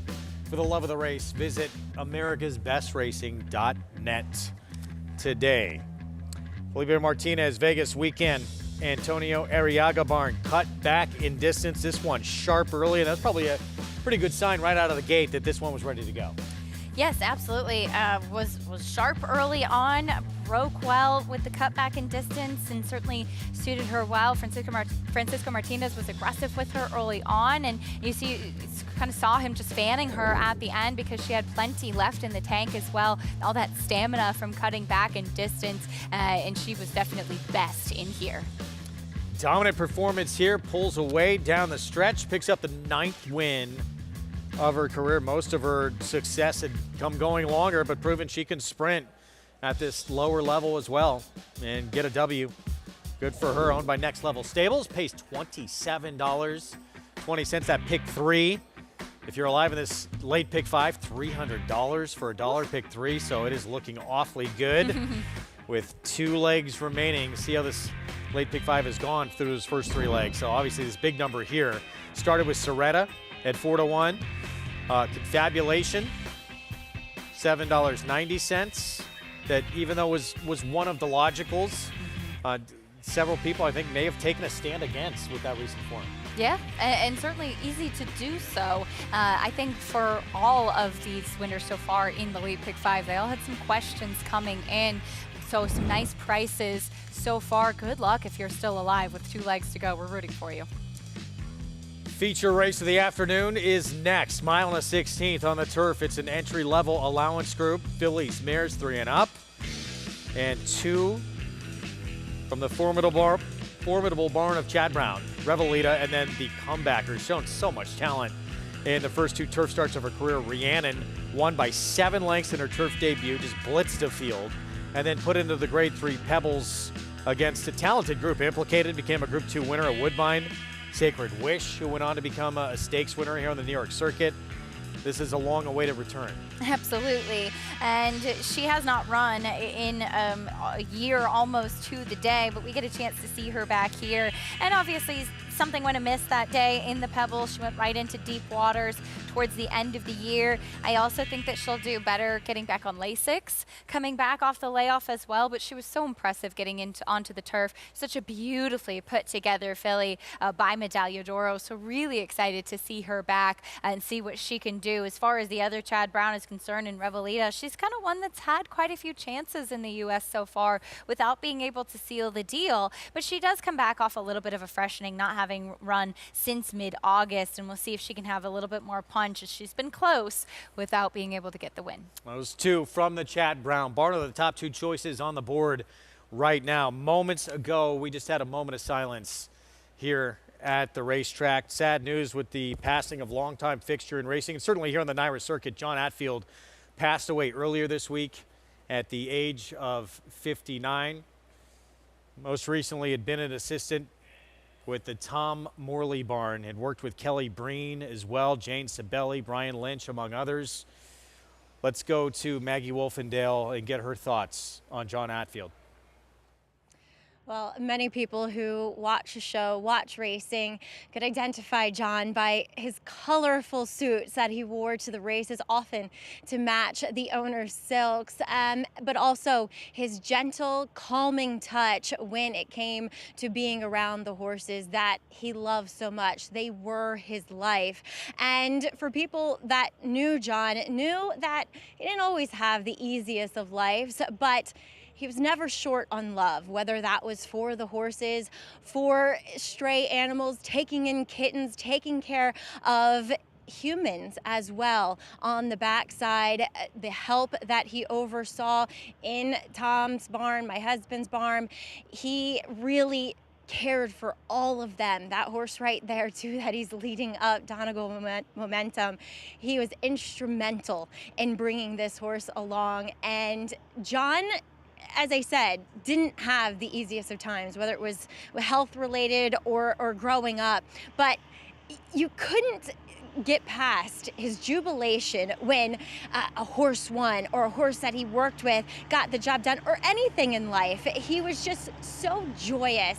And in the end, we have found solace in knowing that John, the day before he passed, was doing what he loved, and that was being in the barn around all of his people, around all of his horses. So while he'll be sorely missed, he lives on in our hearts, and just his presence can still be felt around the barn. Greg? Well said, Maggie. It got to be an incredibly difficult time for you, your husband. I know he's a big part of the barn. Tom Morley had said when he heard that Kelly Breen was going to be moving on and he was going to become available, said it took about 20 minutes where I said, yeah, let's wrap him up and get him in our barn. Absolutely. And obviously Maggie and Tom knew John better than most, and having the opportunity to work with him. But anytime you saw John come into the paddock for a race, he had a smile on his face. Anytime you walked by the barn and poked your head in, he had a smile on his face. He had a joke to share, and Maggie so beautifully put it, the love that he had to share as well for the horses and for the people that cared for him as well. We often say that racing is a dysfunctional family, but one big family as well. And if there was anybody that had that family mentality around the backside, it was John Attfield. Sad to hear of his passing. John Attfield, longtime fixture here and certainly on the circuit, passes away at the age of 59, described as an animal person through and through. He won't be forgotten.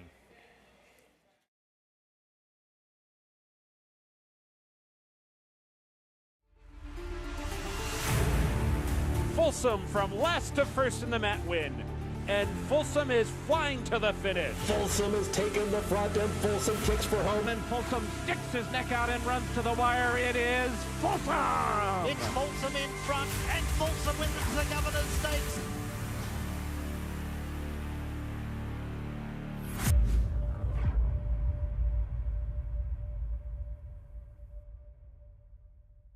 Horse racing? Check. Weekly promotions? Got 'em. Huge payouts? You bet. With Naira Bets. Download the app today and bet on any track, anywhere, anytime with live HD horse races, betting tips and tutorials, expert picks, and more.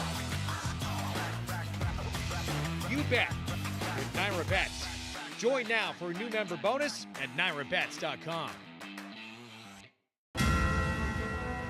It's amazing. I mean, we're used to having horses in claiming races, and here we're at the undercard of the Belmont. And they're off in the Woody Stevens, and here's Bookham Dano, who has blown by them all. Bookham Dano, Prince of Monaco in between. It's going to get very close. Bookham Dano! Winning on New York's most important day of racing. I can't. That was awesome. He's the best.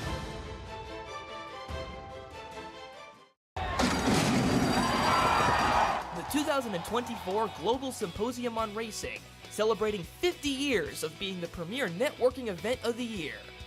50 years of connecting the who's who of racing and collaborating face-to-face with key decision makers. Discover the latest technology and innovation while being a part of the international conversation. Join us December 9th through 11th. Register at racingsymposium.com.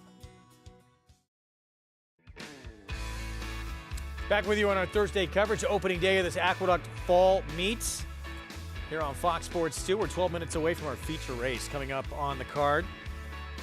Mile and 16th on the turf in this entry-level allowance group.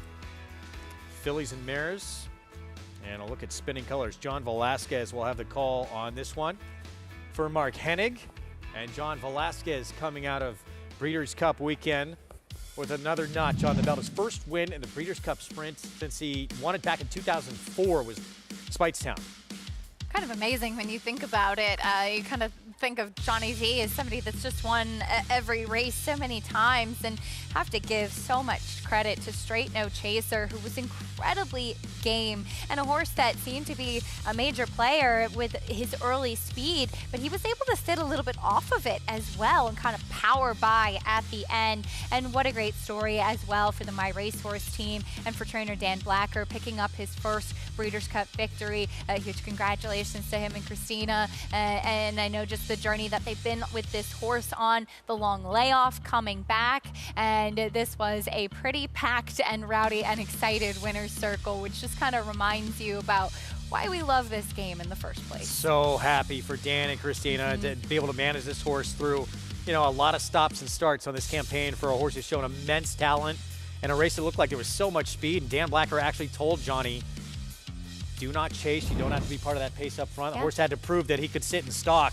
and he did just that. 21st Breeders' Cup win for Hall of Famer John Velasquez. Just amazing. Of course, Mike Smith with the record 27. But it was a real thrill to get a chance to see that, and to see Johnny's celebration as well. Just kind of reminds you that, as Maggie touched on earlier, it's not easy to win these races. Every single one is incredibly special and hard to achieve.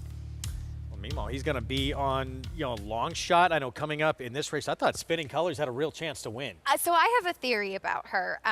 I have a feeling that she's really going to benefit getting back on Lasix. The way that she just kind of stopped last time out, it might have been an issue with that. She also got very hot before the Yado, which sometimes can be an indication of a horse that really needs that. So getting a chance to get back on Lasix today, I think really could help her quite a bit. 13-1 right now. Before that Yado, she'd won 3 of her last 4 with the only defeat, a runner-up finish. So big number right now as we go downstairs to Maggie.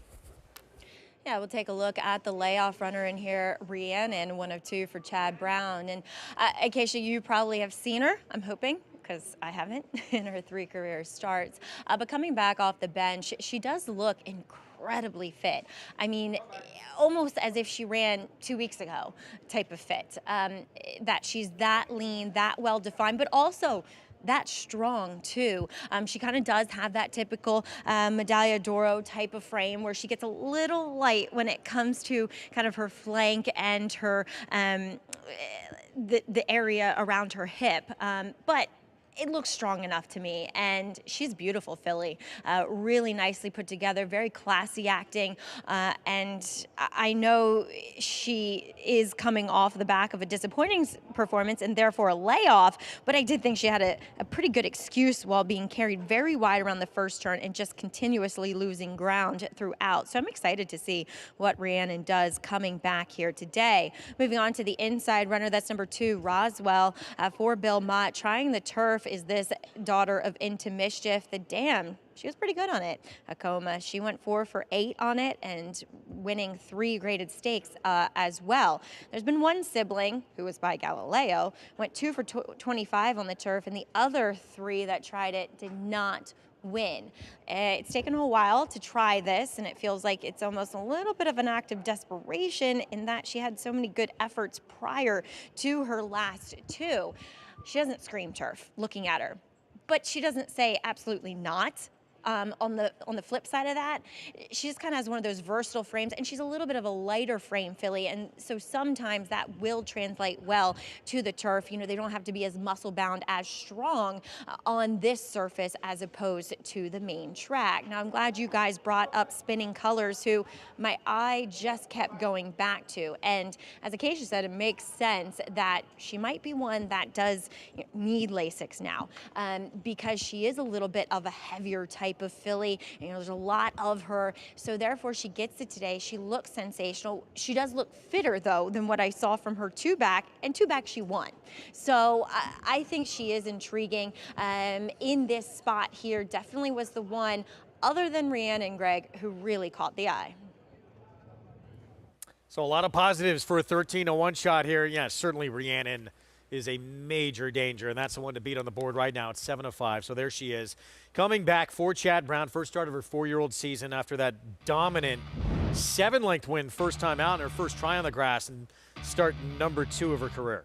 Yes, absolutely. And yeah, I was in the paddock for all 3 of her races as a 3-year-old last year and kind of fell in love with her first time out, but really wanted to see her on turf, which she definitely took to when she got to go on it. And one thing I will say about kind of what Maggie pointed out in the paddock with her fitness level, in just her 3rd start in the Pebbles, she had started to get really light at the end of last year. And some horses just, if they're a lighter frame type, they just can't take racing as much. So good to hear that she looks strong coming back. Obviously, seems something would have missed because you can understand with a poor effort and kind of being put on the shelf at the end of November waiting for turf season, but then we don't see her again until now. So it's taken her a bit more time, I would imagine, than planned to get back to the races. But I think that there's some quality with this filly as well. The dam's the sister to Divine Oath. There's lovely pedigree on the bottom side as well. She's a lovely mover. And yeah, she was pushed pretty wide,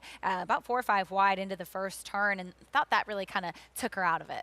Cool shot right there. The 2 guys who were dominating the conversation for Eclipse Award as outstanding jockey. It looks like it's finally going to be this man's turn right here after guy he was just having a conversation with has won so many of them, Murat Ortiz Jr. But Pratt, after taking the Breeders' Cup filly and mare turf and adding the Classic, looked like he finally has sealed the deal. I would certainly think so. Those 2 big wins and in 2 marquee Breeders' Cup races as well, particularly in the Classic. Not to mention the stakes record we saw him set at Saratoga this summer, and just a tremendous year altogether. Post-parade coming up, so Pratt on the 7-5 favorite for Chad Brown. Of course, there's the stablemate, and that's the one Murat Ortiz Jr. will ride. We'll get to Revelita in a moment. We start with big turf pedigree here with Roswell. There is plenty of turf pedigree on the bottom side. The dam actually handled synthetic quite well, too. And as far as the stretch out, she was fine, going longer, including winning the Cardinal at 9 furlongs. She had 4 graded stakes wins on the turf. Here's the 4 Can't Fool Me. I thought she was a little bit interesting. Came from off of it, where Moon Age Daydream, who's been in great form, was forwardly placed. Annihilate, big long shot went by. And here's the other Chad Brown, Revelita. She's just had several chances so far. Always right there hitting the board, but she's got to show she can win in the U.S. Spinning colors seems like too big a price. I'm glad to hear she caught Maggie's eye in the paddock. We talked about some of the benefits with her, and maybe getting back to the 2 Lasix will help her. Rhiannon, what do you think? I'm really excited to see her back. Like I said, I kind of fell in love with her as a 3-year-old and looking forward to seeing what she'll do. Board, a little chilly on Vino Rouge with Dylan Davis. Went much further last time out as well and was 3 wide while pressing. Awesome check. Manny Franco for Horacio de Paz. Another one who could be a little bit interesting. She was a horse that actually had a significant stumble at the start last time out that's not noted in the short comment. But this was a horse that I think was really kind of taken out of her preferred running style given that. So she broke well, and then right there, that's really going to take a lot of the momentum out of a horse. You see her kind of swish her tail. She was very unhappy after that. And then she actually runs on and finishes 3rd. I would definitely elevate her given that start. Here's a look at how she finished. And despite that, still came running late to try and make up ground, but a couple of her, a few of her better performances, she wants to be more forward, it seems. She does. I mean, she was stalking 2 back in the Virginia Oaks against tough company. I know that all of her wins have come against New York bred, so obviously that's a little bit of a question as well, as she's gone through her New York bred condition, so facing open company in here, but I think that she's run well enough, including off this effort, to show that she belongs. Even you look back last year as a 2-year-old, at the end of her 2-year-old season, she nearly won the Tepin trying to wire the field, so she's a bit more versatile and does have tactical speed. Manny Franco will need to get her into position from that outside post. Meanwhile, Vino Rouge, 0 for 6 on the grass despite crossing the wire first. 2 starts back at Saratoga, got DQ'd out of that win. She did, and it was... I can understand the DQ, and it's a shame because I do think that she was actually best in this race. And the following race, I spoke to John Velasquez, and he said, yeah, I just made a mistake in here where she does end up drifting out in the stretch, and things get pretty tight in there, particularly impacting the number 4 horse in this spot. So I get it. Like I said, it's a shame because she was the best that day. Then last time out, she goes a mile and 3/16, which maybe is just a bit too far for her. And she was 3 wide throughout. She also didn't switch leads, which she had done nicely 2 starts back, though, causing her to drift. So that's where sometimes you see her start to get erratic. When she switches over to her outside lead, that's when she starts to drift. So that's something Dylan Davis is going to have to keep an eye on. Let's head down to Maggie. Yeah, checking in with the New York bred. That's Awesome Check. A horse that, as you guys mentioned, had a bit of a rough beginning in her last. And on paper, I liked her because besides stumbling that start, she tends to make her own trips. She puts herself in those good positions to get the job done, which should be beneficial with this outside post and having to, hopefully save a little bit of ground. The problem is that she just is not looking the same as what I saw from her in the summer. Her coat's completely gone, and it's not as if it's long but still dappled. It's just long and drab looking, and her energies, she's very quiet. We'll see what she does here, because like I said, on paper, I can make a strong case for her. It's just, I wish she just looked better going postward today. And so that's just pushed me to the 8, Rhiannon, guys. 6-5, public agrees. And look, she was brilliant. First time getting on the lawn. Talking about the 8, Rhiannon. You're not surprised Roswell didn't take a little more money here getting on grass for the first time? It's just, Maggie kind of mentioned this in the paddock too, that she's been sprinting on the dirt. And I get it. She's been running fast enough to encourage. But now you see them go long on the turf. Is it kind of a last-ditch effort? My guess is if they really thought that she was a turf horse and she's been stabled up in Saratoga and she has had the opportunity to work on it, but I know that Bill Mott has seen the pedigree and he would have had the opportunity to work her on the turf earlier. He would have had an opportunity to enter her on the turf earlier. It's very late in the year to enter her on the grass now too. Is it just kind of a let's try and see, nothing lost, nothing gained, if so? And our last 2 races have been really disappointing. I know that one going that 7 furlongs in the Charlestown Oaks, kind of a different configuration. So it's the fact that she's off form and now trying something new. I know that she's bred for it, but Hidden Enemy, who Steve Asmussen trained, very handsome horse by Galileo, was okay running on the turf. We'll see if she can handle it. Just feels a little bit like a let's try at the end of the year. We'll have the inside post, Junior Alvarado for Mott. So new surface, 10-1, but yeah, tailing off certainly in that form where it looked like she'd shown a lot of promise against certainly one of the best female sprinters in the country in Money's Gold this summer at Saratoga. But now as they load, incredibly short price on Rhiannon here on the comeback. It is, and like I said, it looks like she has some quality to her. It's exciting to see her back, but at the end of the day, she does have the layoff to contend with and not an easy field coming back, and maybe she just has a little bit more class than the others, though. How'd you feel about her stablemate, Revelita? It's just I've kind of seen enough of her. I think that she has plenty of ability, and look, she ran very well behind some tough company in graded stakes earlier last year, I should say, but she's got to show she can seal the deal.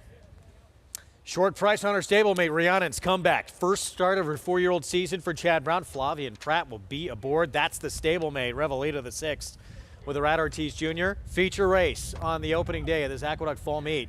Let's go to Chris Griffin. And in. All set.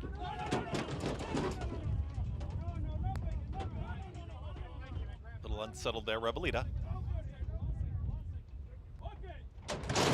And they're off. Hopping in the air at the start was Revelita, and also breaking outward was Awesome Check early as they get set to quickly come out of the chute. Spinning Colors now emerges with the fronted Spinning Colors, and Rhiannon is just applying moderate pressure here from second as about a half length back out in the 3-path. Out the rail comes Vino Rouge, who's now a shared 3rd and 4th with Awesome Check. That's the leading quartet as they work into that first turn. Roswell is comfortable in 5th, and in behind them At the Rail Can't Fool Me, and to the outside of that runner comes Annihilate. The early trailer is Revelita. The leader is Spinning Colors, who's now a neck in front. Rhiannon with the pressure moves in closer. At the rail, Vino Rouge. To the outside in 4th is Awesome Check. Following them at the rail in 5th, that's Roswell. Just got passed to the outside here by Annihilate. Second to last is Can't Fool Me, and still the trailer, Patiently Ridden, Rebelita, 23.37 for that opening quarter mile. Spinning Colors, and John Velasquez in front is up by a neck. 48-3 for a half-mile time, and Rhiannon is watching the action, comfortable, just loping along here from second. At the rail is Vino Rouge, and Dylan Davis in third. Awesome Check starts to move forward a touch, is in the fourth position. In behind them, that's Roswell, is at the rail progressing with Annihilate. Still second to last. Can't Fool Me, and No Move Yet from Rebelita. Well into the far turn now, and Spinning Colors, and Rhiannon turns up the pressure. Here comes the run from Rhiannon. These two now head and head as they reach the top of the lane. 1:12.4 for 3/4 of a mile. Rhiannon now gets the cue. Spinning Colors hasn't gone away yet. Chasing them down the center of the courses. Awesome Check with Vino Rouge. Revelita's making up some ground, but far too much ground to make up. Is sprinting away.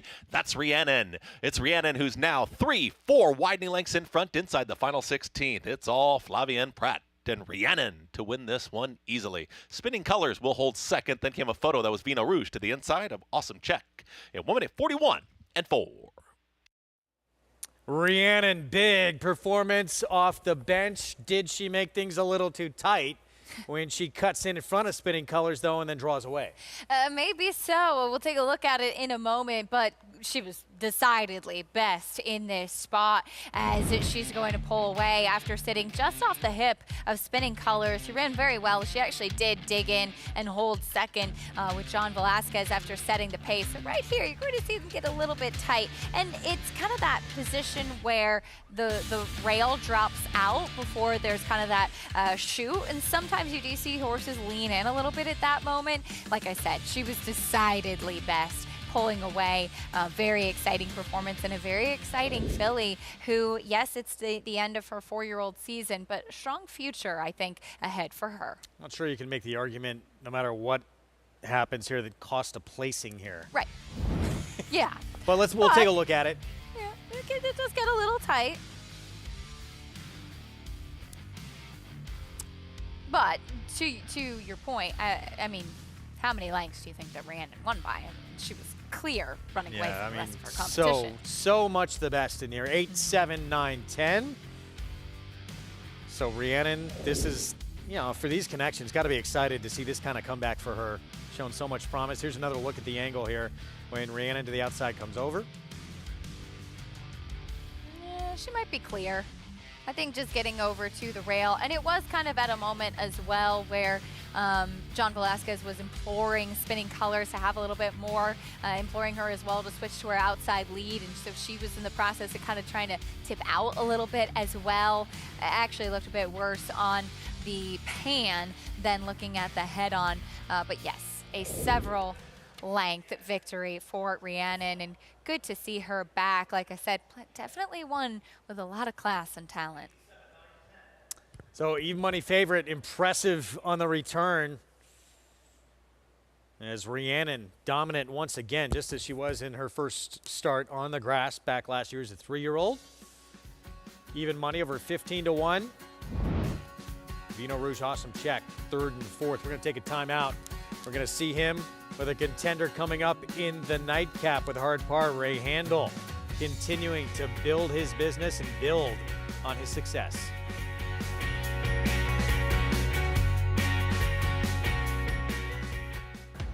Idiomatic in front, 16th to go in the Juddmonte colors. Florent Giroux aboard. Idiomatic to win the Grade 1 Juddmonte Spinster. Idiomatic is taking the lead. Clippier trying to squeeze through, but it's going to be Idiomatic to win. And Idiomatic just opens back up here with every stride. No catching. Idiomatic winning the Juddmonte Spinster for Florent Giroux. Curlin, the classic sire.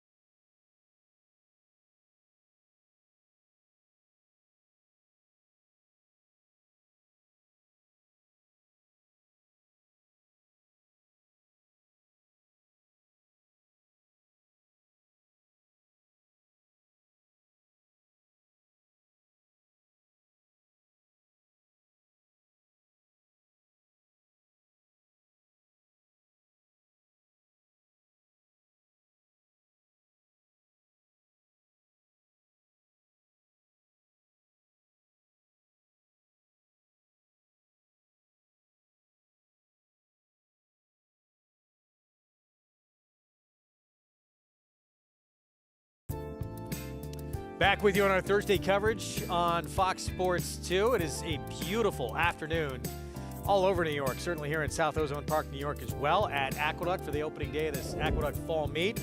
Winner's Circle lead-in, Rhiannon, first start back as a 4-year-old. It's brought to you by Fasig Tipton Digital, North America's #1 digital auction platform for thoroughbreds. Learn more at digital.fasigtipton.com. Chad Brown, Flavien Prat, CHP Racing team up for the win. Let's go downstairs to Maggie.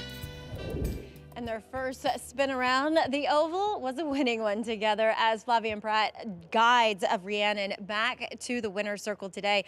And Flavien, she showed so much promise as a 3-year-old and coming back today. Now as a 4-year-old, she looked like she was just so much fun to ride. I was kind of jealous of you, to be honest. Yeah, no, it was. She was an old pro. She broke well, got us into the race, and it felt like I was traveling well, all the way around, and she kicked on well. She really did. Talk a little bit about that turn of foot, because I know she tried Greatest Stakes, but then there was the layoff. She looked, at least visually, like a horse that should belong in Greatest Stakes from this start on. Yeah, hopefully. I mean, if everything stay the same and she stay healthy, I think she could get up the ladder, yeah, for sure. We'll see you aboard Oversubscribed, who's a 2-to-1 favorite on the morning line in the Pebbles tomorrow. I know you've won with her before. Last time the QE2 didn't go as planned. Maybe a little bit softer company this time around? Yeah, hopefully it helps. I mean, hopefully the company will help, yeah. Yeah, well, looking forward to that tomorrow, and congratulations here. One and done. Thank you. Yeah, that was it. One and done, but it counted, so that's good. Well done, as, one win, and he's out the door, Greg. In demand, making the most of his Thursday afternoon here. And again, congrats to him on an incredible year. We've talked about him so much.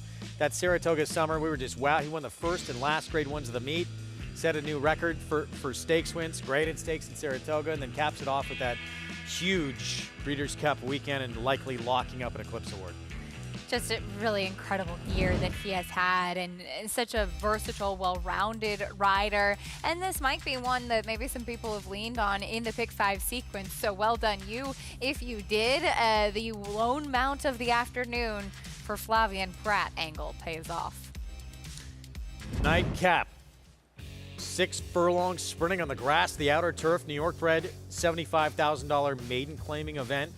All looking for that first win. Right now it's the 6, who is the 5-2 favorite, Vitalized. David Donk has a couple in this race, as does the man we're going to tell you about right now, Ray Handel. When he started out on his own, he had a meager 2-horse stable, but year by year, he's continued to build business, including an outstanding 2023 that included his first graded stakes win, landing him in the Kentucky Oaks. This past summer, Saratoga, his success continued, landing just outside the top 10 trainers at the meeting. It's been quite an unorthodox journey. My dad was a gambler, took me to the racetrack when I was a little kid, and I just fell in love with the game, and it's all I'd ever wanted to do at a young age. Started going to the track and meeting some people, learned how to groom, learned how to ride. Started like a janitor at a corporate company and worked our way up to being a CEO now. I went out on my own in 2014. Second horse I ever bought was English Soul. She's still actually my career high earner. And Promise Her America, she's been so special to me. You know, she got me my first graded stakes win, because we'd been knocking on the door in graded stakes company, but I felt like it was one thing that was kind of holding us back a little bit and showing people that we can really do it at a higher level. Winning races and kicking butt helped me kind of keep getting better and getting better stock and bigger clientele base. That's kind of helped me elevate my game to the next level. Dad calls me after every single race. He's my biggest fan and my biggest critic. You know, I'd be like, what the hell happened out there today when one doesn't run good? He's the first one to call me before I get to the winner's circle. I'm a competitive person in nature, so to go out there and compete against these guys, it's fun and it's very fulfilling when you claim a horse and seeing them do better and improve and then perform on the racetrack. All of it combined is just everything that I could imagine.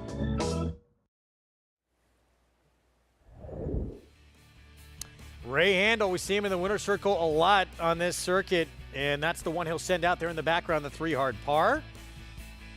3-1 right now. A horse who was not happy early the last time we saw him at Saratoga.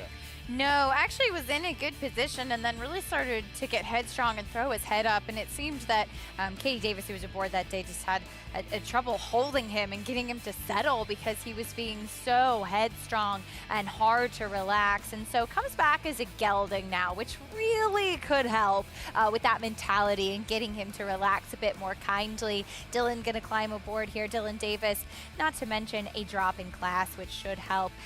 He's run well enough to kind of keep you coming back for more. We'll see if this will just be the right spot for him.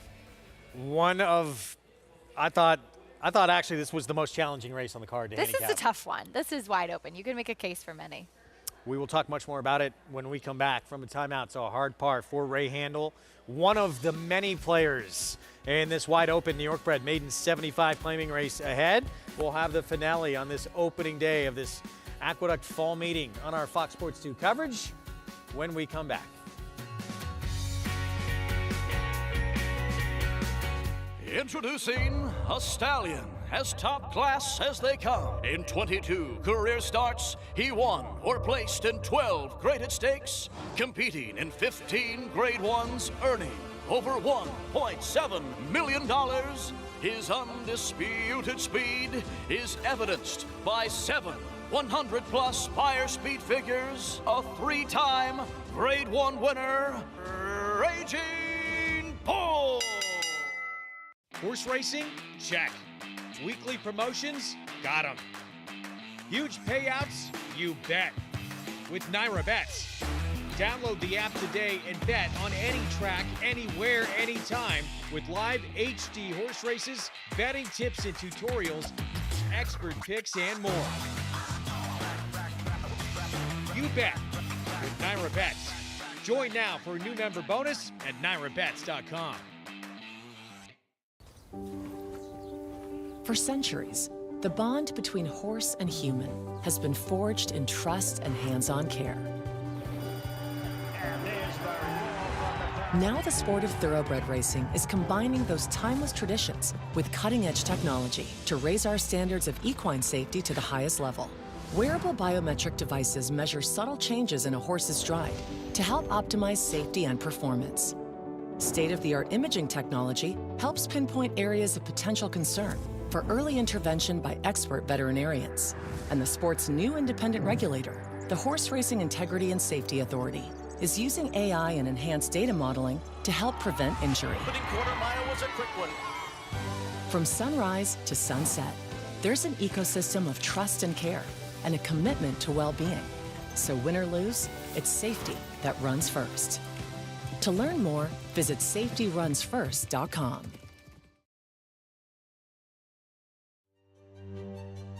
So War Dancer is a yearling that we bought at the Fasig-Tipton sale in 2011, and then he took us on a journey beyond our wildest imagination. He was just always an honest horse and a smart horse. There was an allowance race in Keeneland where he got held up at the gate. And they're off, an awkward beginning for War Dancer, who broke in the air and is absolutely last. And then it's, oh, bad start for War Dancer. War Dancer's in the back by 12 lengths. And then all of a sudden, boom, he comes flying and he wins the race. War Dancer, bold challenger positively. War Dancer, bold challenger. War Dancer, unbelievable. Then when he retired, I said, oh, why don't we stand him stud? It'd be easy. He's by Warfront. He's made over $1 million. He's a graded stakes winner. And then we started down the journey of making him a stallion in New York, which possibly the hardest thing I've ever done in my whole life. I'm originally from New York. My husband's originally from New York, so it was pretty much New York or nothing. In order to survive, I realized we needed a package that was unique. And right out of the gate, we started having winners. 2020, okay, that was our first crop. We have Step Dancer and Pivotal Run, 35-1 and 49-1 on Labor Day weekend. Wouldn't you know it, we come in first and second. And from there, it just kind of took off, and we've had a lot of success. Miss Big Bucks, she won the Stallion Series. And then 26 Black came in second by like a quarter of a nose in his Stallion Series. And I think we have a lot of up-and-comers. And they're off. A couple things I've noticed. They all bust out of the gate. You see war dancers almost get the first call. The second thing is they're level-headed, they're smart. You'll talk to most trainers, they say, I love the war dancers. So he's proven himself as a sire, and quite frankly, in New York, it's all about the racetrack. It's been very, very exciting, and I want to thank everybody who supported us because it was an uphill battle for years until you finally have runners that make it a little bit easier.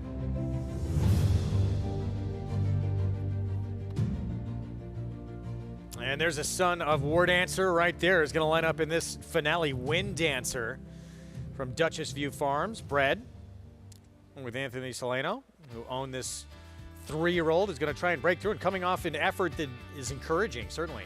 Absolutely. A nice effort last time out where Master Freud was much the best and had plenty of early speed in there. And Wind Dancer, who got a little bit restless in the gate. And yes, she did get a trip. You really wanted to be on the inside on the turf at that time, and she came up the rail. But I thought definitely an encouraging effort for her. That was her only start sprinting on the grass as well, and now she drops in class. She's a pretty juicy price at 7-1 right now, what I thought was a really wide open race. But as we said, as we go downstairs to Maggie, you can make a case for many in a wide open nightcap.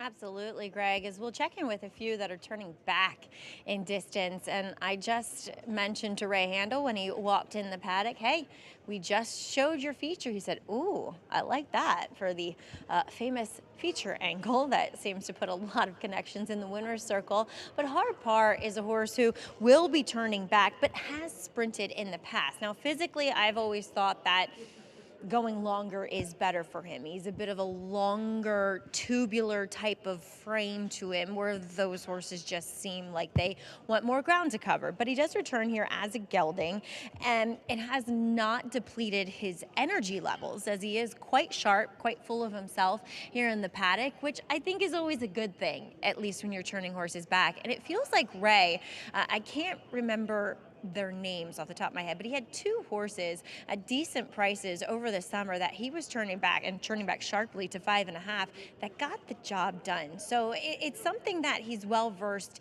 in and has had success with in the past. As we'll move on to number 6, Vitalize is taking a lot of money. He's a turn back.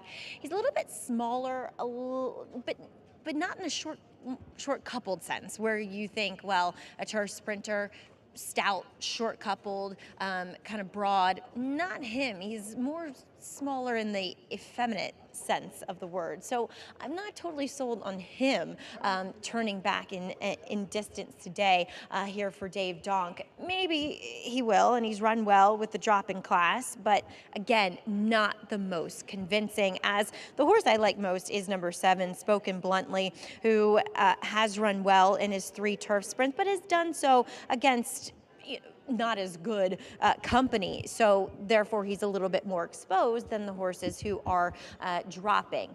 He looks sensational here, though, for Bruce Levine. Just so well muscled, so well conditioned. And the fact that he is a little bit of a heavier horse, I feel as though he's had to race into fitness. Now he's third off that little bit of a break and coming off of what has been his best effort to date. I would be very inclined to take Spoken Bluntly here today, Greg. Maggie, thanks. Post-parade coming up, 7 minutes away from the race to close things out. By the way, we potentially could have a pick 6 carryover. The 4, 8, 9, 10 could all result in that. Let's go back to Scherzando and Spoken Bluntly's race. Spoken Bluntly forward in here, and Scherzando much closer than he ever usually is on this occasion. Might be a little bit better sitting off the pace today. No, absolutely. And I thought Spoken Bluntly actually ran really well this day because he had pressure early on and then was kind of the one left standing after that pace and then got run down late by My Life Story, who really got a beautiful trip. And so you're right, it actually was probably worse for Scherzando that he was so much sharper and forwardly placed when cutting back in distance. But I think that Katie Davis's hand was kind of forced with the outside post as well. And it was his first start back in 6 months, so should benefit off that. Here's Wind Dancer, the son of War Dancer. Drop in class for the first time, ran very well last time out with the track. So here's Scherzando, 0 for 26. Yes, and we did see Soretta win earlier at 0 for 18, so maybe this is the day. That was Soretta. Hard par, Ray Handel. New gelding coming back and cutting back in distance, also dropping class, a lot of changes. It's on a disco partner, 56-1. I know you're not a fan of this name, can't stand disco. I love disco. Back on the turf. All of a sudden, Lee, second time out, definitely can make a case for the 5. Off a big layoff, we haven't seen him since April, but actually did show a little early foot. Cutting back in distance, vitalized the favorite. A horse that ran well last time out with a good stalking trip. Spoken Bluntly went by with Kendrick Carmouche. As I mentioned, thought he ran really well last time out given the pace pressure. Price's Truth beat less than a length at this level last start. He was. Easier level, that was for 40, yeah, so stepping up a little bit to the 75, but he was game. Sweet Tone at 10-1, Lane Luzzy. Big prices, he cuts back in distance, dead heated for second last time. And first time starter outside, taking no money. And there's not a lot to sink your teeth into as far as the pedigree in the bottom side, though frank conversation could be a turf influence. Little surprising to see Vitalize this short of a price, the 6, isn't it? I agree. I guess because he's dropping in class for the first time, but I thought there were a lot of intriguing prospects in here. Well, yeah, the 2 have come against slightly better company, but got to prove that he can sprint. Both have come going a mile and a 16th or a mile. So the cut back in distance today, it's John Velasquez for David Donk. So a lot to like there, and yeah, pretty good race to come out of too. Absolutely, and I thought that he ran well. He got a 68 Buyer speed figure for that effort. He had a very good trip, a good stalking trip inside, tipping out late. Did think he was lugging in a little bit in the stretch there too, but when he straightened, then he was game to hold second over New York Scrappy that afternoon. See if John Velasquez can pilot him to victory today. And now more familiar with him as well, having ridden him last time. I always like that. So Vitalize, and there's his trainer, David Donk. I like Dave's other horse, actually, a bit. I thought Wind Dancer intriguing. I know that, like I said, he was where you wanted to be on the turf last time, but I thought even towards the beginning of his career, going longer, he had some good things to offer. Yeah, Wind Dancer from the rail. Showed you the feature on War Dancer. And this one, yeah, sprinting last start. First try sprinting at 6 furlongs. This one looked okay doing it. And the horse who won that race, couple starts later, came back and was second to Twisted Filigree in a New York bred A Other Dan. So flatters the former Wind Dancer a little bit. 6-1 here. I'll take it. It's a pretty nice price on him as well. Now favoritism ticking over at a hard par. Another one who's taking a drop in class. I wonder, coming back now, cutting back and sprinting and having been gelded, but Maggie touched on still having some forward energy and the fact that he's sharp. I wonder if we'll get a chance to see him be a little bit more forward. Last time out, when he got rank early, kind of what we talked about earlier on with Vegas weekend, maybe horses, if they're kind of going slow and they're off the pace, they get headstrong. I wonder if we're going to see Dylan let him kind of have his head a bit and get into the race while sprinting. Now with more on the Donk runners, let's go back to Maggie. Yeah, we talked about Vitalize in the paddock, but the one who makes a better impression overall physically is number 1, Wind Dancer for Dave. Just moving really well out there, really caught my eye in the warm-up. Well, he looked good in the paddock, but really kind of won me over a bit more in watching him get his feet underneath of him on the main track here in the prelims. And great energy for a horse that is dropping a bit in class here. Just really looks the part overall. Now, I don't love the fact that yet again he draws the 1 hole and therefore will have to stand the longest. And for a horse that doesn't like to behave and is a bit antsy in the gate, that's not necessarily where you want to be. So we'll see how he behaves as they go into the gate. Moving on to one coming back off of a layoff is all of a suddenly a homebred for Beast Mode Racing, as they own that sire Super Estrella. I'm guessing that first time out, he probably looked as though he needed a race, because I'm going to say today he looks like he needs a race. Just a big, heavy horse. Just naturally is one that looks as though he needs to race into fitness a bit more, but did warm up quite nicely. And I like the fact that Manny Franco sticks around here for Rob Falcone, who, enters his horses, especially the ones that, are a little bit, are the homebreds, the home team horses, he can be aggressive with. So one I want to watch with interest, but still not getting the overall sense that he's really fit for this comeback and return, Greg. All right, Maggie, thank you. Minute to post coming up. What will we get here in this nightcap ahead? Wide open race. Again, the 4, the 8, the 9, the 10. would result in a pick 6 carryover into Friday. Yeah, good luck if you're alive, and we'll see if we ended up having a pick 6 into Friday's card, which is a really fun card. A couple of turf stakes towards the end of the day, but we're looking at all of a sudden, my notes from him first time out said that he looked like he would need a race mentally and physically. He was also really green first time out, kind of screaming. So good to hear that he was warming up well and maybe just mentally having improved. But he's a bit intriguing because he was kind of right there in what turned out to be a pretty solid New York bred maiden special weight back in April. Does have a layoff to contend with in this spot, but we'll see if this is just a good stepping stone race for him. And what about Spoken Bluntly? He was, in that race with Scherzando that we showed you back on October 17th. Obviously, can be forward, was on the lead that day. Is he alone in front here? I don't know about that. I think that it's possible that he could be dictating, and I do think that he's going to be aggressively handled early, especially with Kendrick Carmouche. Will be interesting to see what a couple of the others do. It's possible that he controls things. He's definitely shown the most early speed early on, and if he is able to dictate the pace, I think that's to his benefit because he had pressure last time out before having been run down late. Third off a short layoff for that one right there. There's Spoken Bluntly with Kendrick. Wound up second when he was on the lead last start, but it does look like he is the quick of the quick in this field. Don't know. With all of a sudden, Lee, we just don't know. That was the debut. Yeah. See what we get here in start number 2. And coming in a little bit fresh, might fire out of there. Absolutely. And I know this is a maiden claiming, but for the maiden 75, I thought that this came up a pretty salty field, and that there could be a little bit of a competitive nature feel to this race. Whoever wins this race will have to have a little bit of quality. See if this one can be a little bit more settled early than last start. Hard par, Dylan Davis for Ray Handel. We showed you the feature on, cutting back in distance.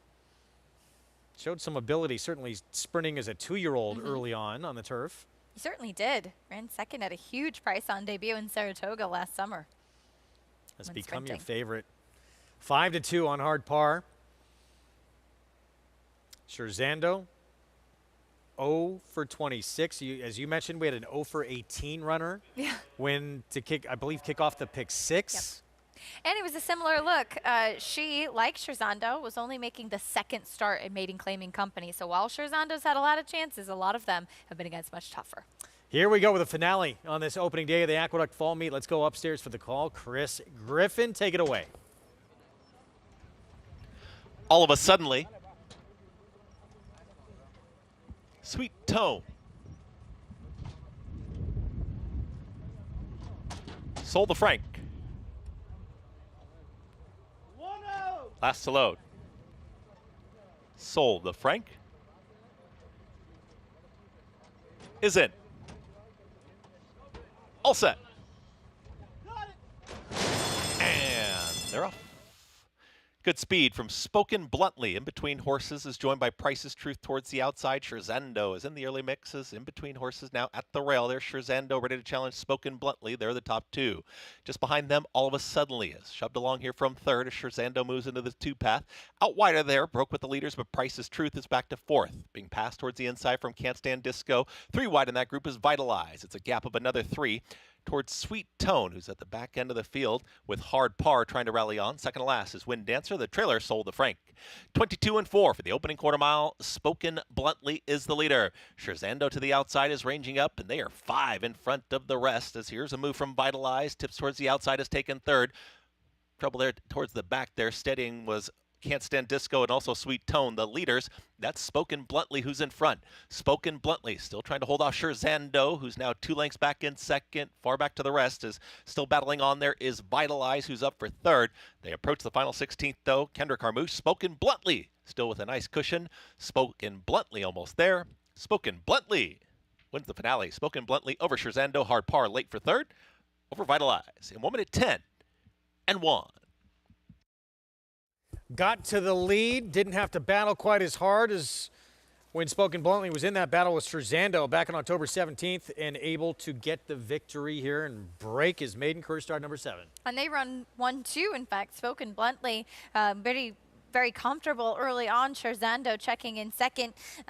Maybe start number 28 next time will be the day for Scherzando, Greg. Yep, running well. Yeah, since always dropping runs into well. this level.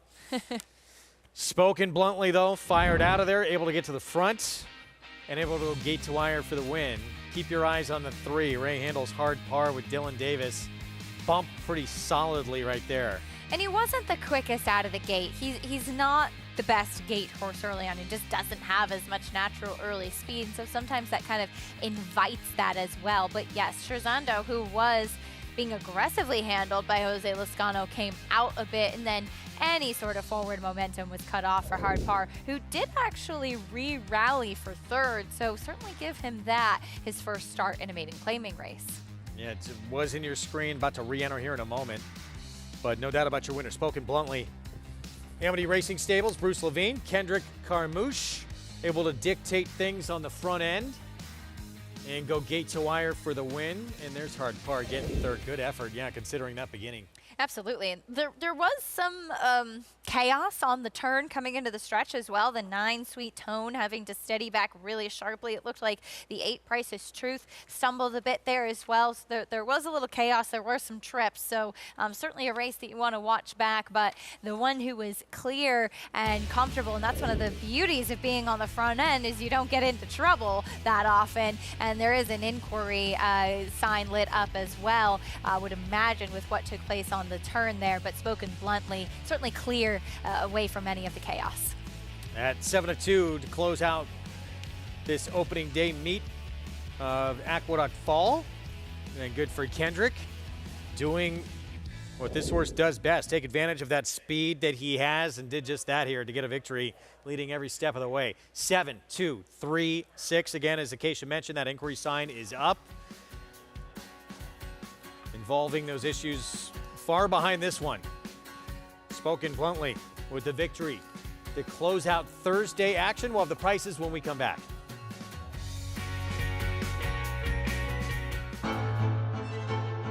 Jockey's Warrior quickly in front here by 2 lengths. Here comes Jockey's Warrior up the inside to take over the lead from Life is Good. Jockey's Warrior remains undefeated here at Saratoga, and he wins an unprecedented Grade 1 stakes at the Spa for the 3rd straight season.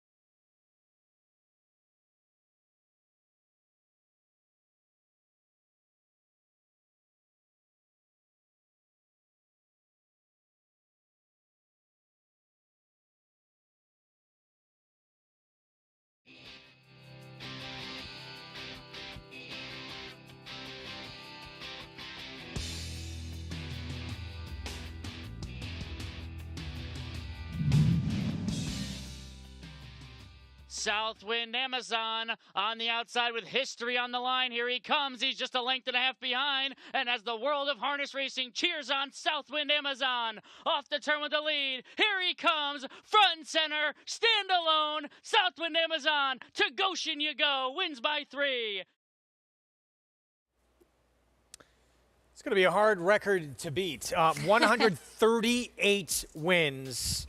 Winningest horse of the modern era, 14-year-old Southwind Amazon. Just amazing. Earnings over $1.5 million.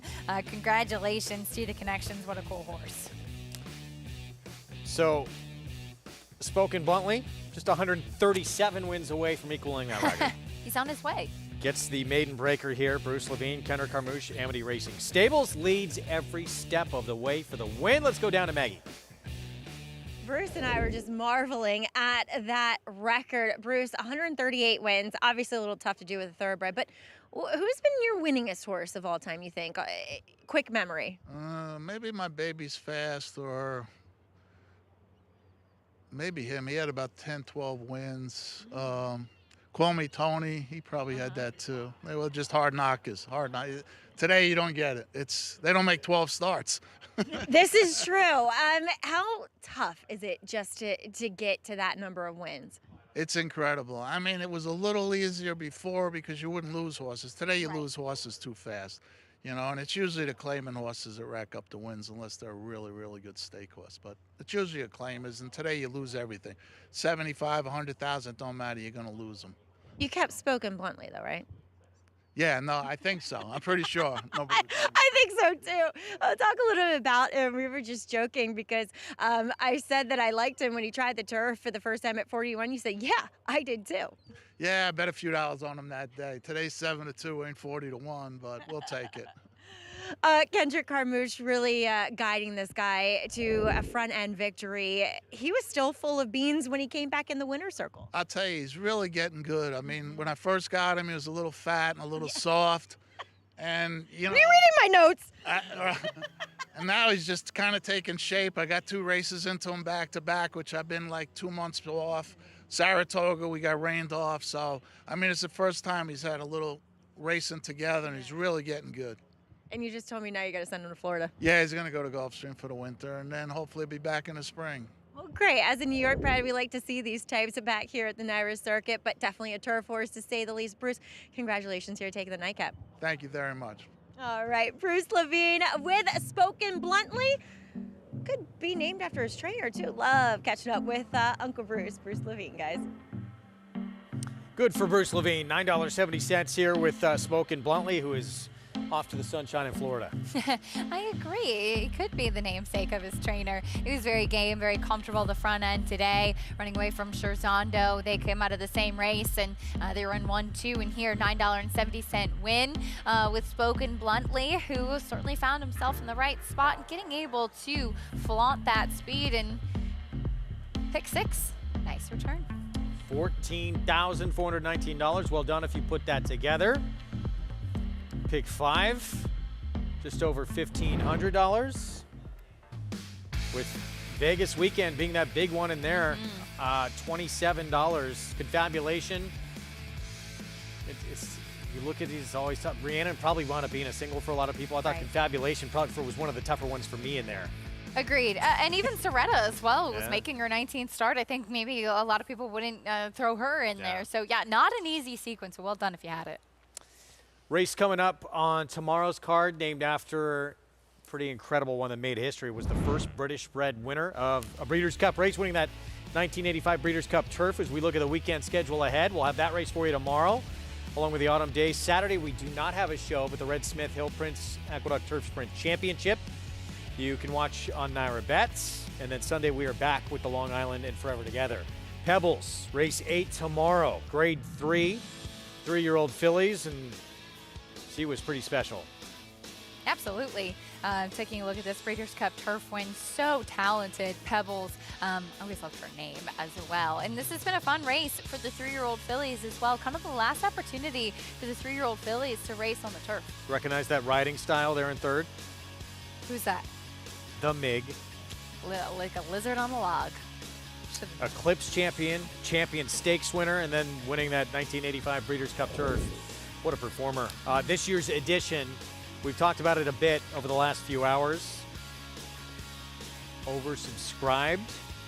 Morning line favorite for Chad Brown. Flavien Prat will be aboard, winner of the Wild Applause, and narrow defeat with a tough trip in that Lake George. It was a tough trip, but she didn't really have room to run in there. Pounce got the jump on her. She was defeated as the favorite, oversubscribed, and then came back off a little bit of a freshening, going 9 furlongs in the QE2, where she was forwardly placed and running behind She Feels Pretty and Soprano. I think really talented horses that she was facing in that spot. I think that she's just the horse to beat, and obviously coming out for Dangerous Connections.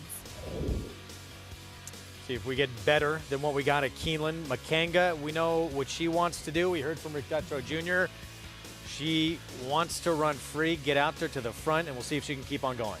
And this is also an even shorter distance for her that she's trying. I was really intrigued by her, cutting back in distance to the mile and an eighth last time in the Sands Point. She nearly won, finishing second to Spalliday, who just ran her down, but now cutting back even more to the flat mile, and wondering if that will help her, as she does like to strut her stuff out on the front end. 2 starts back, once again running off from Jockey Club Oaks forward on the front end, losing her stuff in the preliminaries in the Saratoga Oaks, so she's had some excuses. But you look back at the Wild's Applause, she actually ran very well that day, finishing 3rd. What about Jody's Pride finally will get an opportunity on the grass for Jorge Abreu? Absolutely. She was actually entered in, I believe it was the Glen Cove, the turf sprint stake a couple weeks ago on that day that we canceled due to the air quality. And Jorge Abreu, her trainer, told me, he said, I'm going to wait for the pebbles because I want her to run long. She's a big leggy filly as well, but she's actually bred more for turf and was entered to run on the turf early on in her career. She just handled the dirt so well and obviously has some quality, but her pedigree leans more to the grass. Second beat a neck, as you saw there, to Just FYI, a champion in that Breeders' Cup Juvenile Fillies last year. Came back, won the Busher, and then things went wrong in the Astra, and she's been off since. That was back in April.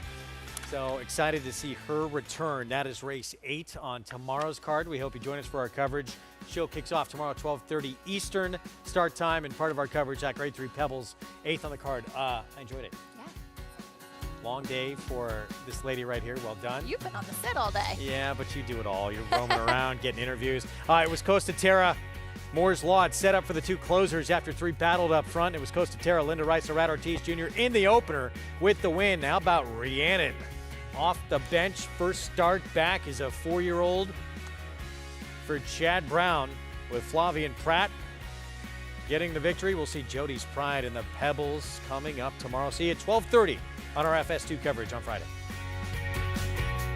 War Dancer, New York's leading turf sire, continues the momentum with standouts like Ms. Big Bucks. Ms. Big Bucks gets the victory. As well as Born Dancer. Born Dancer, gutsy, and Born Dancer wins it. And 26 Black, winner at 3 of his last 5 starts. 26 Black has sprinted by. 26 Black, that's your winner. Shouldn't you have a War Dancer? War Dancer, New York's #1 turf sire, standing at Rockridge Stud for the 2025 season. New York breds. Race them. Respect them. Bet them. Respect them. Breed them. Respect them. Buy them. Respect them. Train them for a second career. Respect them. Join us in respecting thoroughbreds at every stage of life. Learn more at nybreds.com. It's America's original sport, and no one covers it better than americasbestracing.net. From the sport to the lifestyle, the best races, horses, and destination venues, cocktails, gambling, fashion, and more. americasbestracing.net is a sport for you.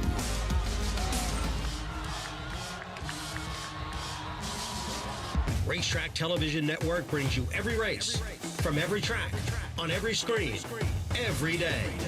With monthly packages starting as low as $5, RTN gives you great value and access to more live HD streaming and race replays than anyone. Visit RTN.tv today to sign up and watch on almost any device, including Roku and Amazon Fire. RTN has packages that start at $5 per month.